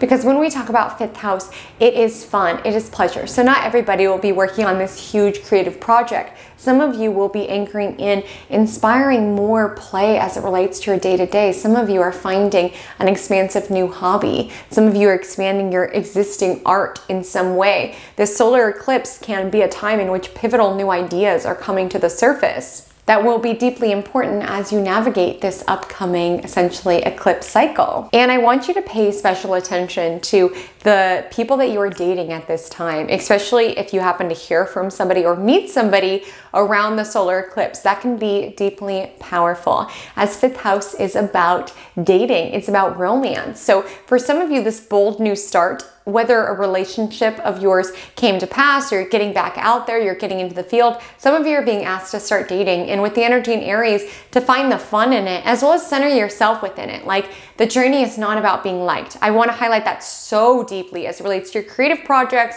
and as it relates to your dating world. It is not about being liked, okay? It is about stepping into your power, that's energy of Aries, stepping into your vision, and stepping into honoring the person that you are by bouncing off energy off others and finding the fun and the playfulness in dating without feeling like it needs to be something that is heavy, right? With North Node Aries, just trusting in this particular step and having fun with this particular step. So for some of you, you are really reclaiming, whether you choose to do inner child healing, whether you choose to nurture a creative project that inspires that lighthearted, playful approach to life, a lot of you are essentially centering fun. You're centering yourself. You're centering your heart. You're centering yourself as someone who is worthy of pleasure. You are centering yourself as someone who is worthy of having fun, of creativity, of someone who deserves to essentially look out at life through this lens of possibility. With this energy conjoining Jupiter, this can be a quite fun time, and I want you to claim it and feel worthy of it and show up boldly, right? Like, do keep in mind with the solar eclipse, I certainly wouldn't party or go to excess with the conjunction to Jupiter, but I want you to find that lighthearted approach to life, that lighthearted approach to creativity, that lighthearted approach to dating. Our growth and our evolution doesn't need to be heavy all the time. Maybe for you, it's being able to look out at your life with this renewed sense of playfulness.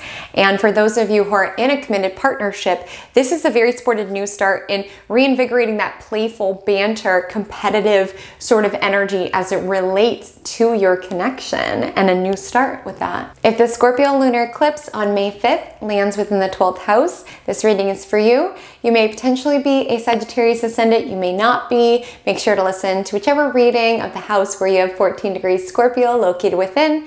And do note that I do have separate readings for the solar eclipse and lunar eclipse, so you'll want to listen to both.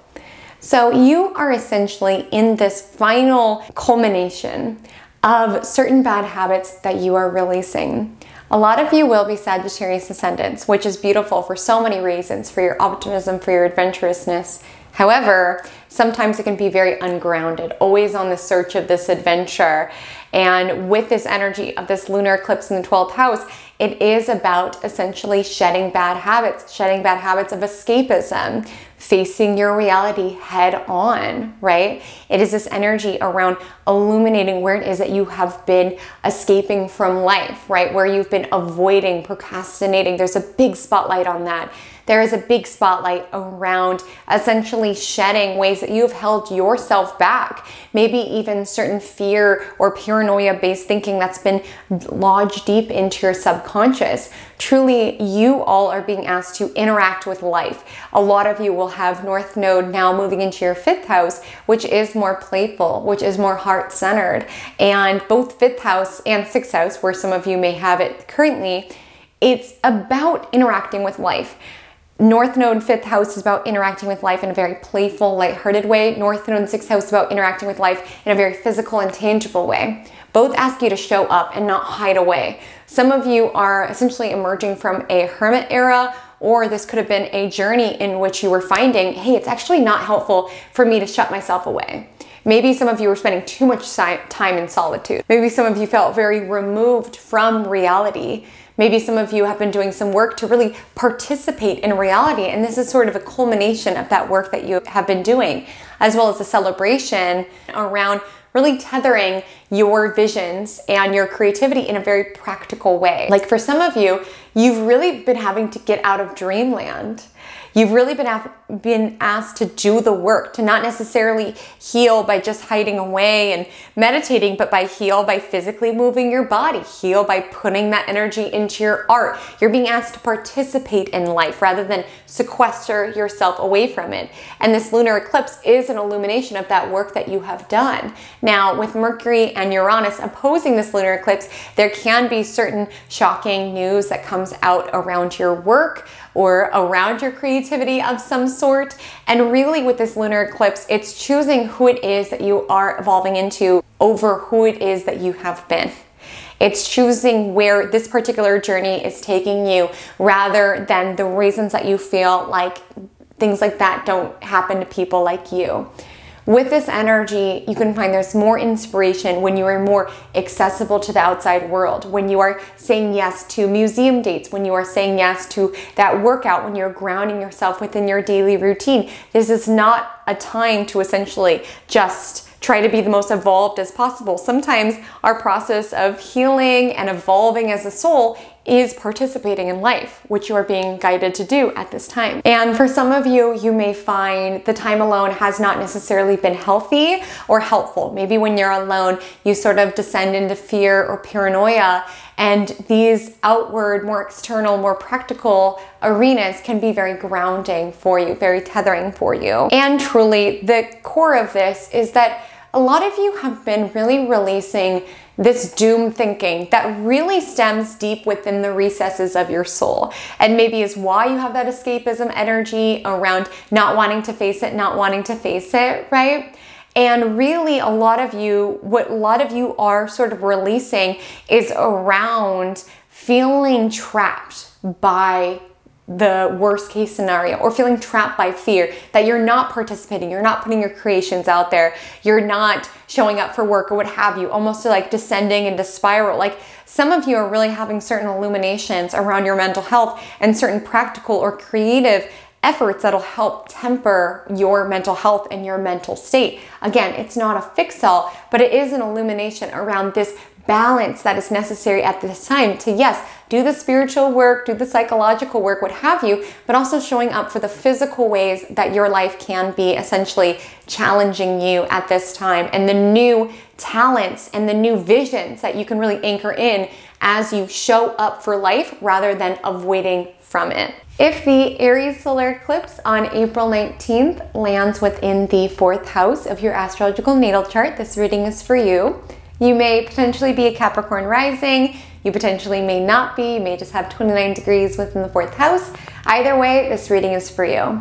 So this is essentially a start of something new and something soulful and something heart-centered, and a divine reclamation for where it is that you have essentially leaked out your energy. You are building your life from the inside out.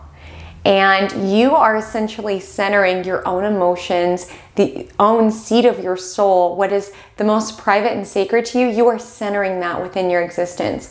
You are less inclined to want to build things for public approval and public acceptance. And honestly, the more that you prioritize what is going to make you happy as a soul, the more expansive the results.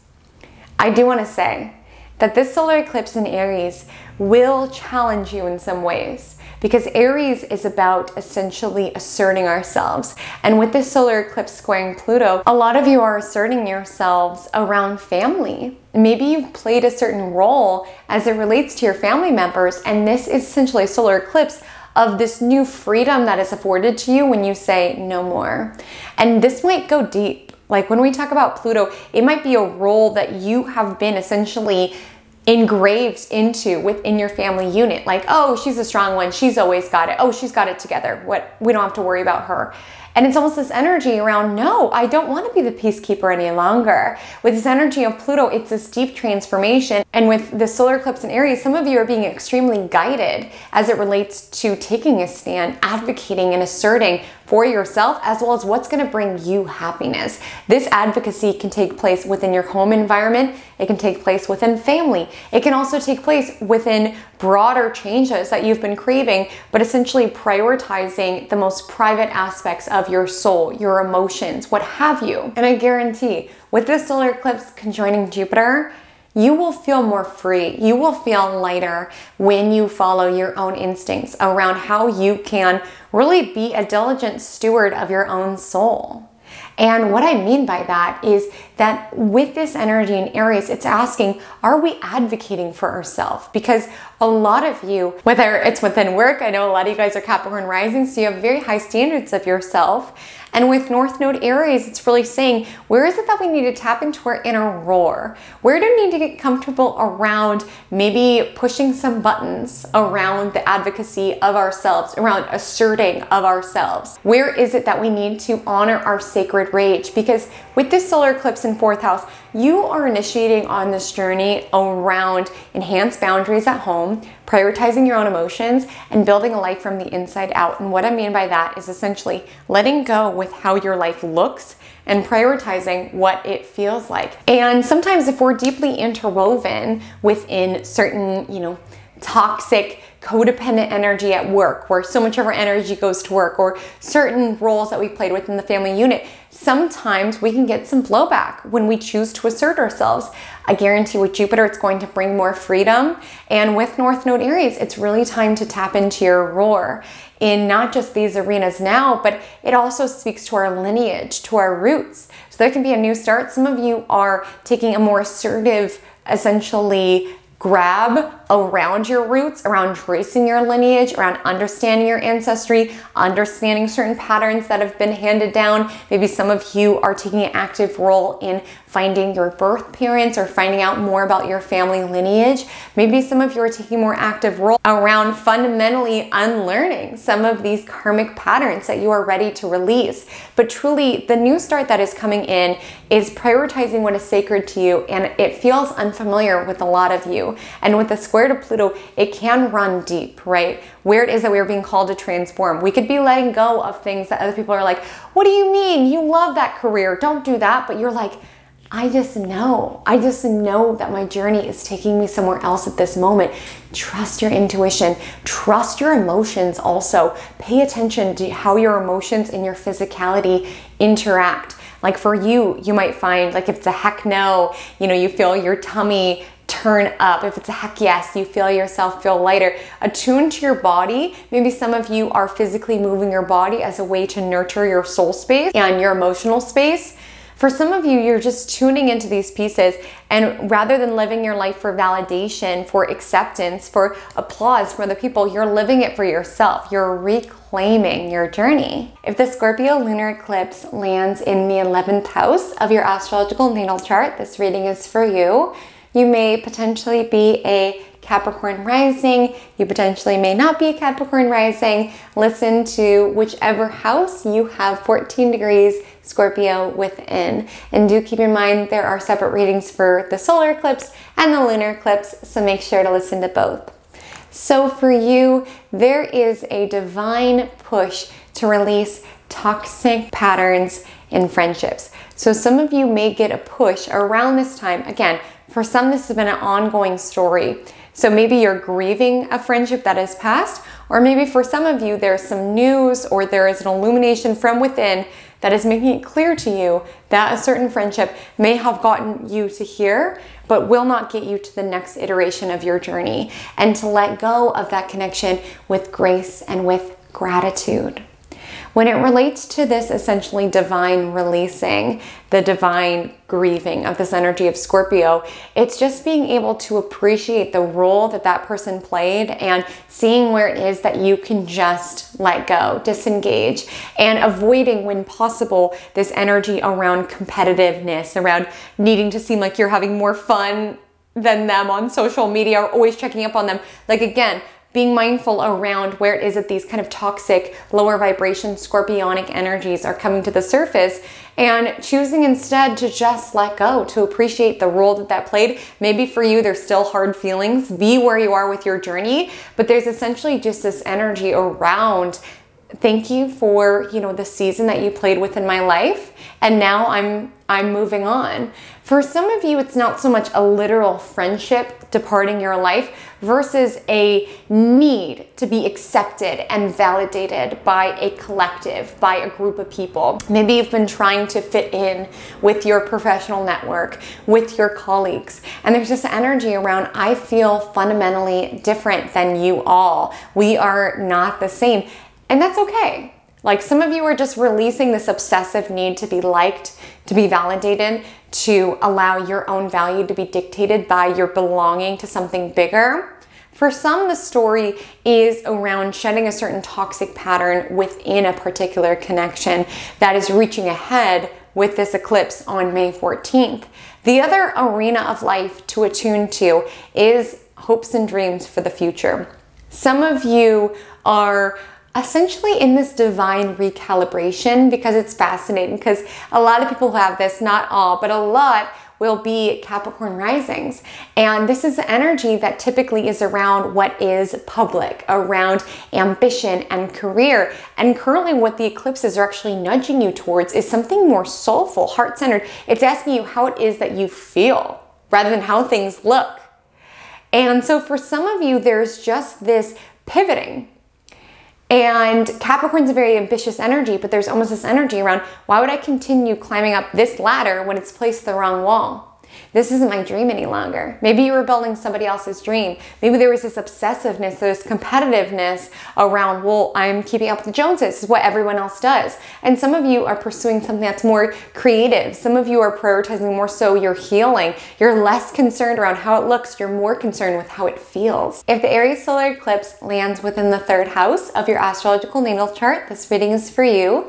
You may potentially be an Aquarius Ascendant, but not always. So make sure to listen to whichever reading of the house where you have 29 degrees Aries located. I do teach a tutorial, as well as do note that there are 2 separate readings, one for your solar eclipse and one for your lunar eclipse. So make sure to listen to both to really get a story on what each of these eclipses are bringing to the surface. So for you, my love, the story and the new beginning that is essentially surfacing is around the sharing of your authentic truth. Some of you are putting yourself out there, whether you are putting yourself out there as it relates to a podcast. Some of you are putting out new talents and abilities. Some of you are putting out new skill sets. You're activating beginner's mind, and you're getting excited about what it is that you can learn within this life, particularly with the solar eclipse conjoining Jupiter. You are looking at the world through the lens of what can be learned, what can be shared, what have I learned up to this point, how can I communicate it further, what can I learn from you?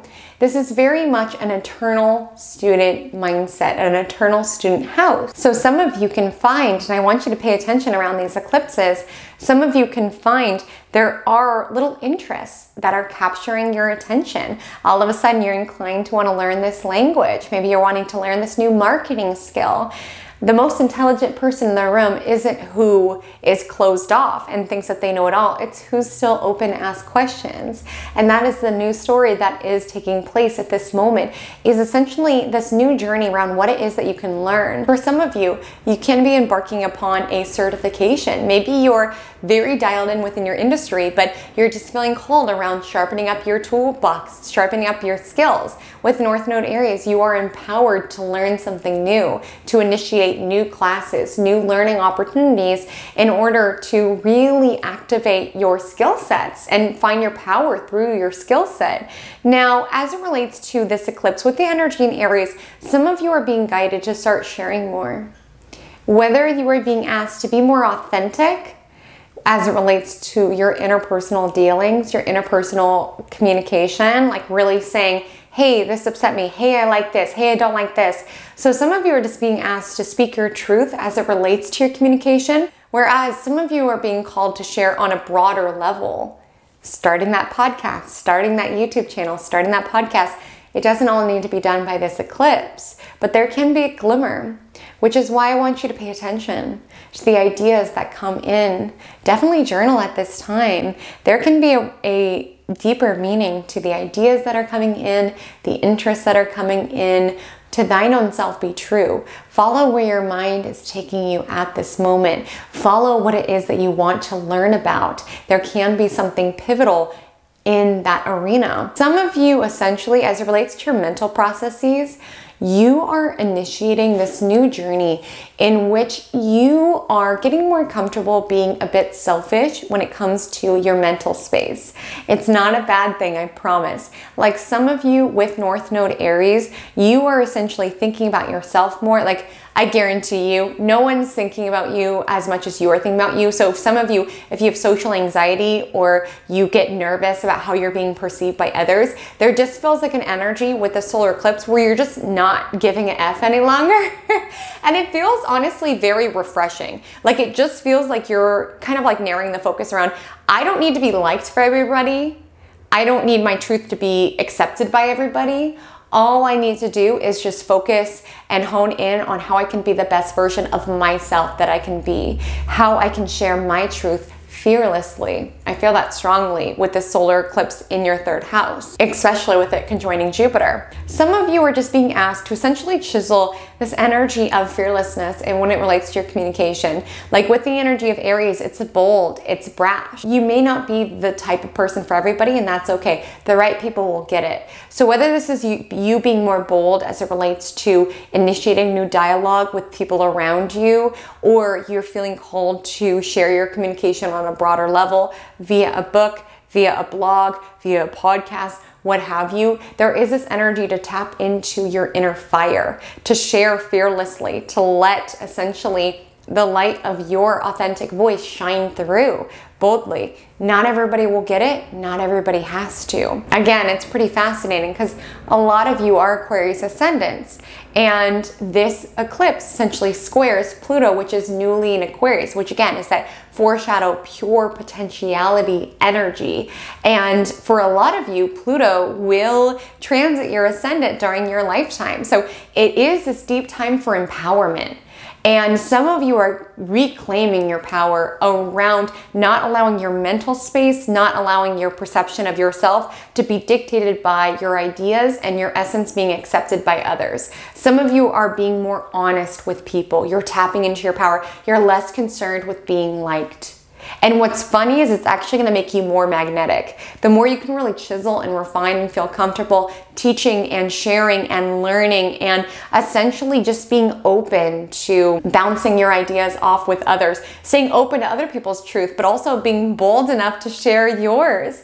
The more you do that, the more magnetic you are. And again, the purpose is not about being liked. But at this time, especially with Jupiter here, you can find new opportunities come your way when you speak what it is that you want to existence. So to thine own self be true and be fearless enough to follow your own mind where it leads you, follow your interests, embrace beginner's mind. Some of you are just tackling a new subject and embracing the process of being a beginner. When it comes to learning something new, at this time you are supported.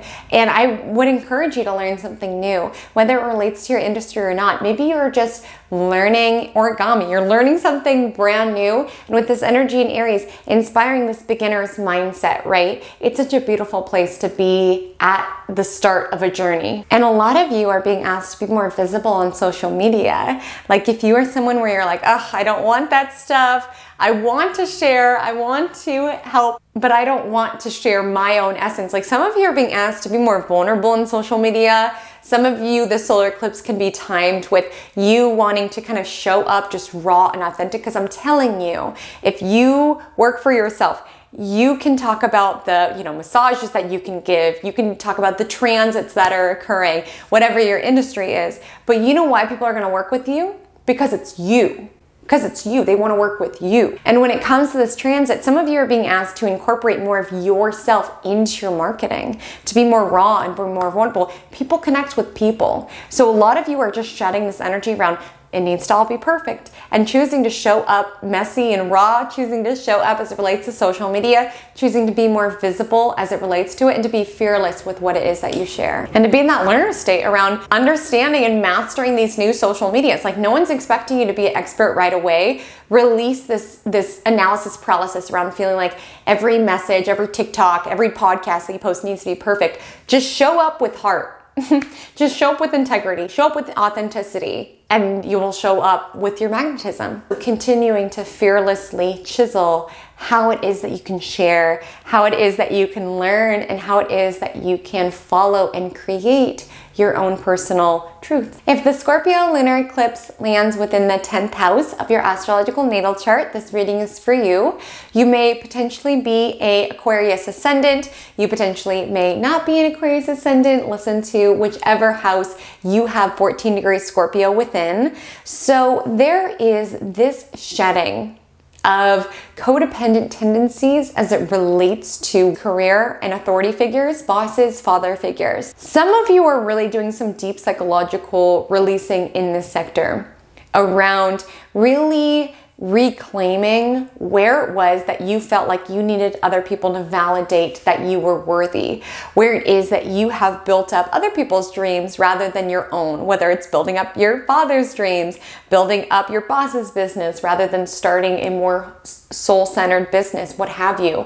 Some of you are just enacting stronger boundaries as it relates to work and life, and you're less inclined to necessarily want to put all of your life into work. Like, you're really reclaiming wanting to essentially balance how it is that you show up publicly with how it is that you show up privately within your sacred private reality. Some of you at this time are essentially culminating a journey in which you have attuned to where certain initiatives, certain dreams, certain ambitions no longer align with you. And I want you to know that you are supported in pivoting, right? If you find that your growth, you're root bound in this industry, you are supported around learning something new, perhaps something more soul-centered. North Node may be in your 4th house, or something where you activate your beginner's mind. North Node will soon enter your 3rd house, most likely, which is the learning house. So you are supported at this time, and it takes that culmination of realizing, hey, my work is done here. Like, some of you could have even taken a back seat from work. Maybe it got out of control. Maybe with this energy of Scorpio, it became an obsession, right? It became something that got all of your energy, all of your attunement, and you are reclaiming and balancing it with other arenas of your life. Embrace this evolution. Embrace where you are feeling this call to sort of let go, to not prioritize work as much. Now, I'm not saying everybody needs to quit their jobs, but maybe you're feeling this around not necessarily needing validation from authority figures to feel confident about your presentation. Maybe some of you are releasing really bad boundaries. Maybe you're valuing yourself more to prioritize your family connections and learning and downtime and reading and the other hobbies that you want to encourage. You are supported in essentially this divine recalibration of where work and reputation has sort of taken a life of its own within your world, and reclaiming, valuing yourself enough to have boundaries in these arenas. If the Aries Solar Eclipse lands within the 2nd house of your astrological natal chart, this reading is for you. You may potentially be a Pisces rising. You potentially may not be a Pisces rising, but either way, this reading is for you. So you are essentially embarking upon this journey, which is foreshadowed with this solar eclipse, around being more self-sufficient and really getting your money up, to be forthright.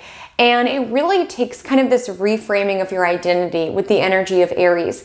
Do you see yourself as a wealthy person? Even if you are not literally wealthy, do you see yourself as a wealthy person? A lot of you guys are Pisces ascendant, so a lot of you are very gifted manifestors, whether or not you believe in that stuff or want to tap in. Just saying, Pisces placements are gifted with that. And really the ask here is if you see yourself as wealthy, because even if you have $5 in your bank account, you can still see yourself as someone who is wealthy, who is deserving of beautiful, valuable life experiences. And with this energy of this solar eclipse, it's asking you to start seeing yourself as such and build your life as such, because sometimes we mentally block ourselves from it. So maybe you always cap off at a certain iteration within your business. You can only make this amount. And maybe your own identity is blocking that, or you're not seeing opportunity to expand because you mentally have just gotten used to, yeah, this is how much I make. Like, I really want you to start seeing yourself as somebody who is wealthy. Now, I'm not saying blow all your money. Aries energy can make us a little bit more impulsive, but I do want you to start seeing as somebody who's worthy and valuable. Some of you are just being asked to be more confident, to really show up for yourself, show up for the value that you provide, really see yourself within that. Some of you are feeling this tremendous urge to initiate a new sort of way of making money, to activate new ways that abundance, money, prosperity can reach you, and to believe in yourself. A lot of you are Pisces rising, so you do have Saturn in your sign. So a lot of you are being asked to kind of like level up, to face essentially reality and believe that you can be somebody who is wealthy on your own accord.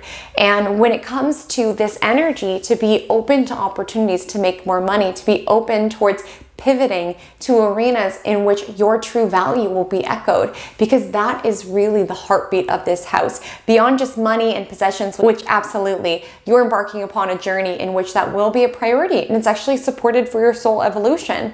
But the crux of it, and the reason why it's supported for your soul evolution, is because this is the house of self-esteem. Because to a certain degree, money is just a essentially symbol of value. It's how much we value this thing that we will exchange this paper for it, right? It's how we value our time, so we quantify it within our business as that.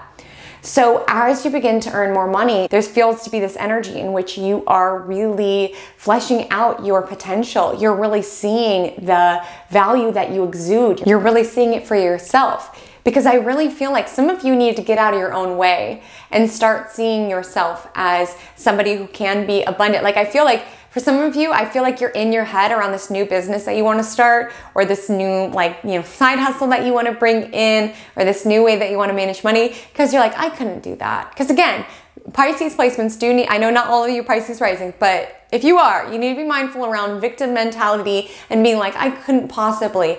Like, really start to see yourself. Start to see your true value. Call upon your inner Aries energy. Like, maybe spending time with Aries will help you tap into this energy around just fearlessly stepping into your value, right? Just as fire burns, allowing your value to echo from you and just really seeing yourself as like, yeah, this business is going to be successful.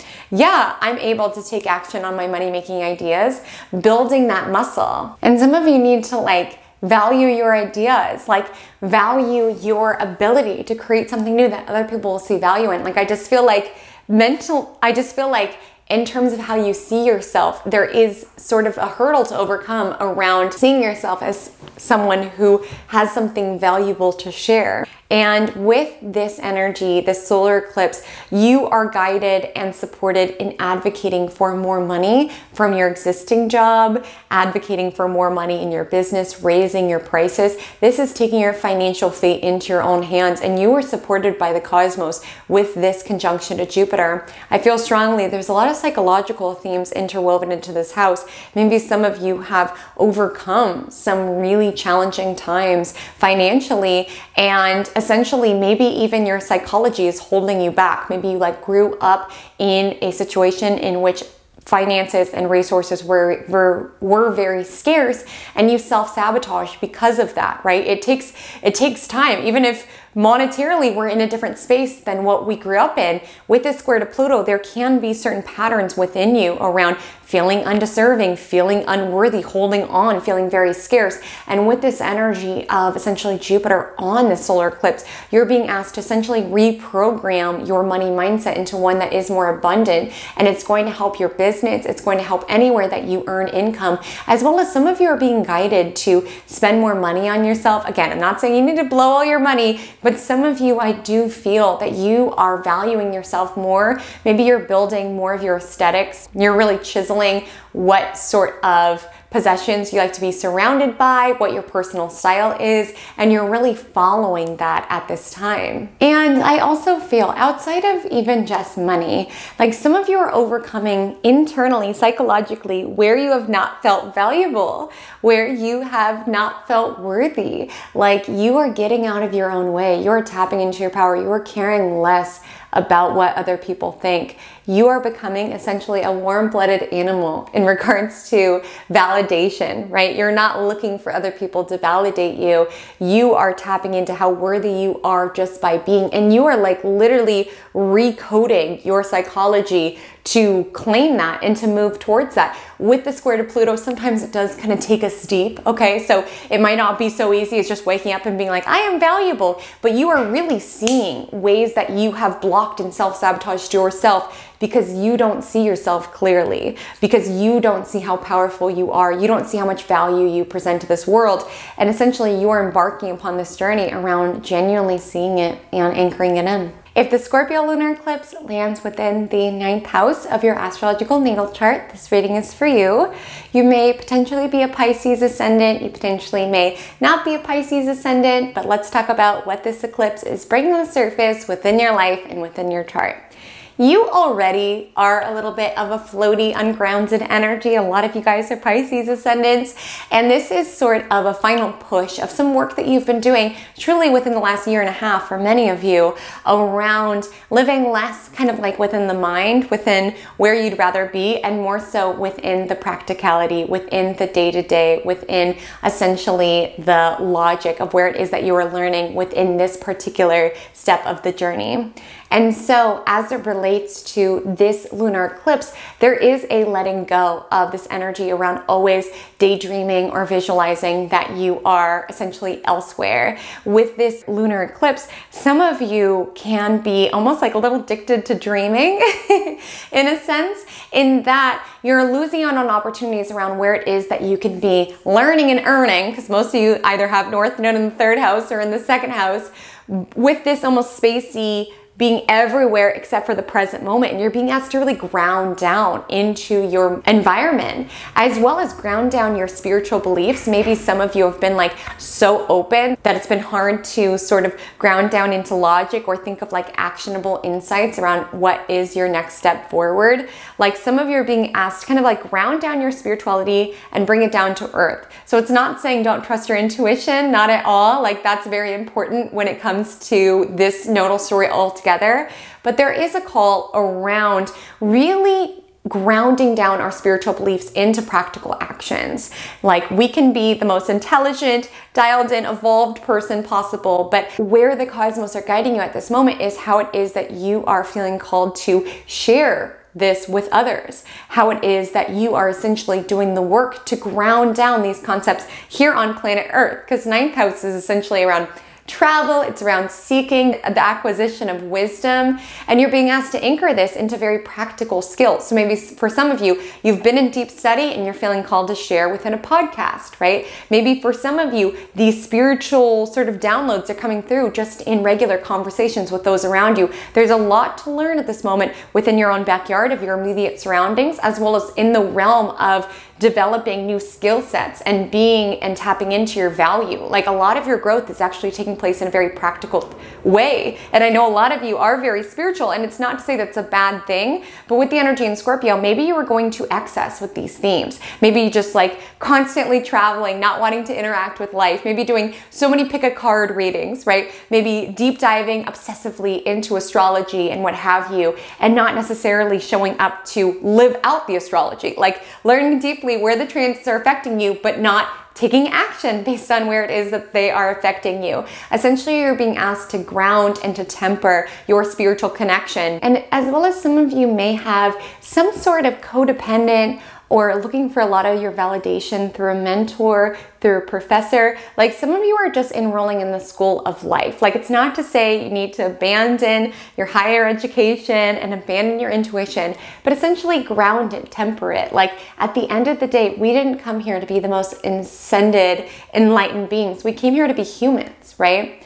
And while we can learn a lot from books and we can learn a lot from college hallways, we can also learn a lot from our neighbors. We can learn a lot from interacting with work. We can learn a lot within these arenas. So remember to temper all of your spiritual connection with practical application as well as sharing of what it is that you have learned. Observe where it is that your bigger picture connection to spirit, where it is truly serving you and where you can be essentially going towards excess in regards to it. So my loves, it is cosmic course correction season, aka celestial chaos season, aka when the astrology gets a lot more interesting. And what I want to say about this time is trust your intuition, trust your instincts. You know what's best for your journey and for your life. It's really about chiseling that muscle around tuning in, around trusting your instincts, and really trusting that even if it feels murky and uncertain in the midst of it, trust that you are exactly where you're meant to be. The cosmos and the universe knows everything about you, your talents, your abilities, your desires, and as chaotic as things can feel within this particular season, trust that all of the changes that are taking place are guiding you towards where your highest and best growth lies. So I'd love to hear, what are you looking forward to about this season? What are you not looking forward to as much? My Instagram handle is @HaleyCommentAstrology. My TikTok is the same. I would so love to connect with you over there. And until we meet again, drink lots of water and stay positive.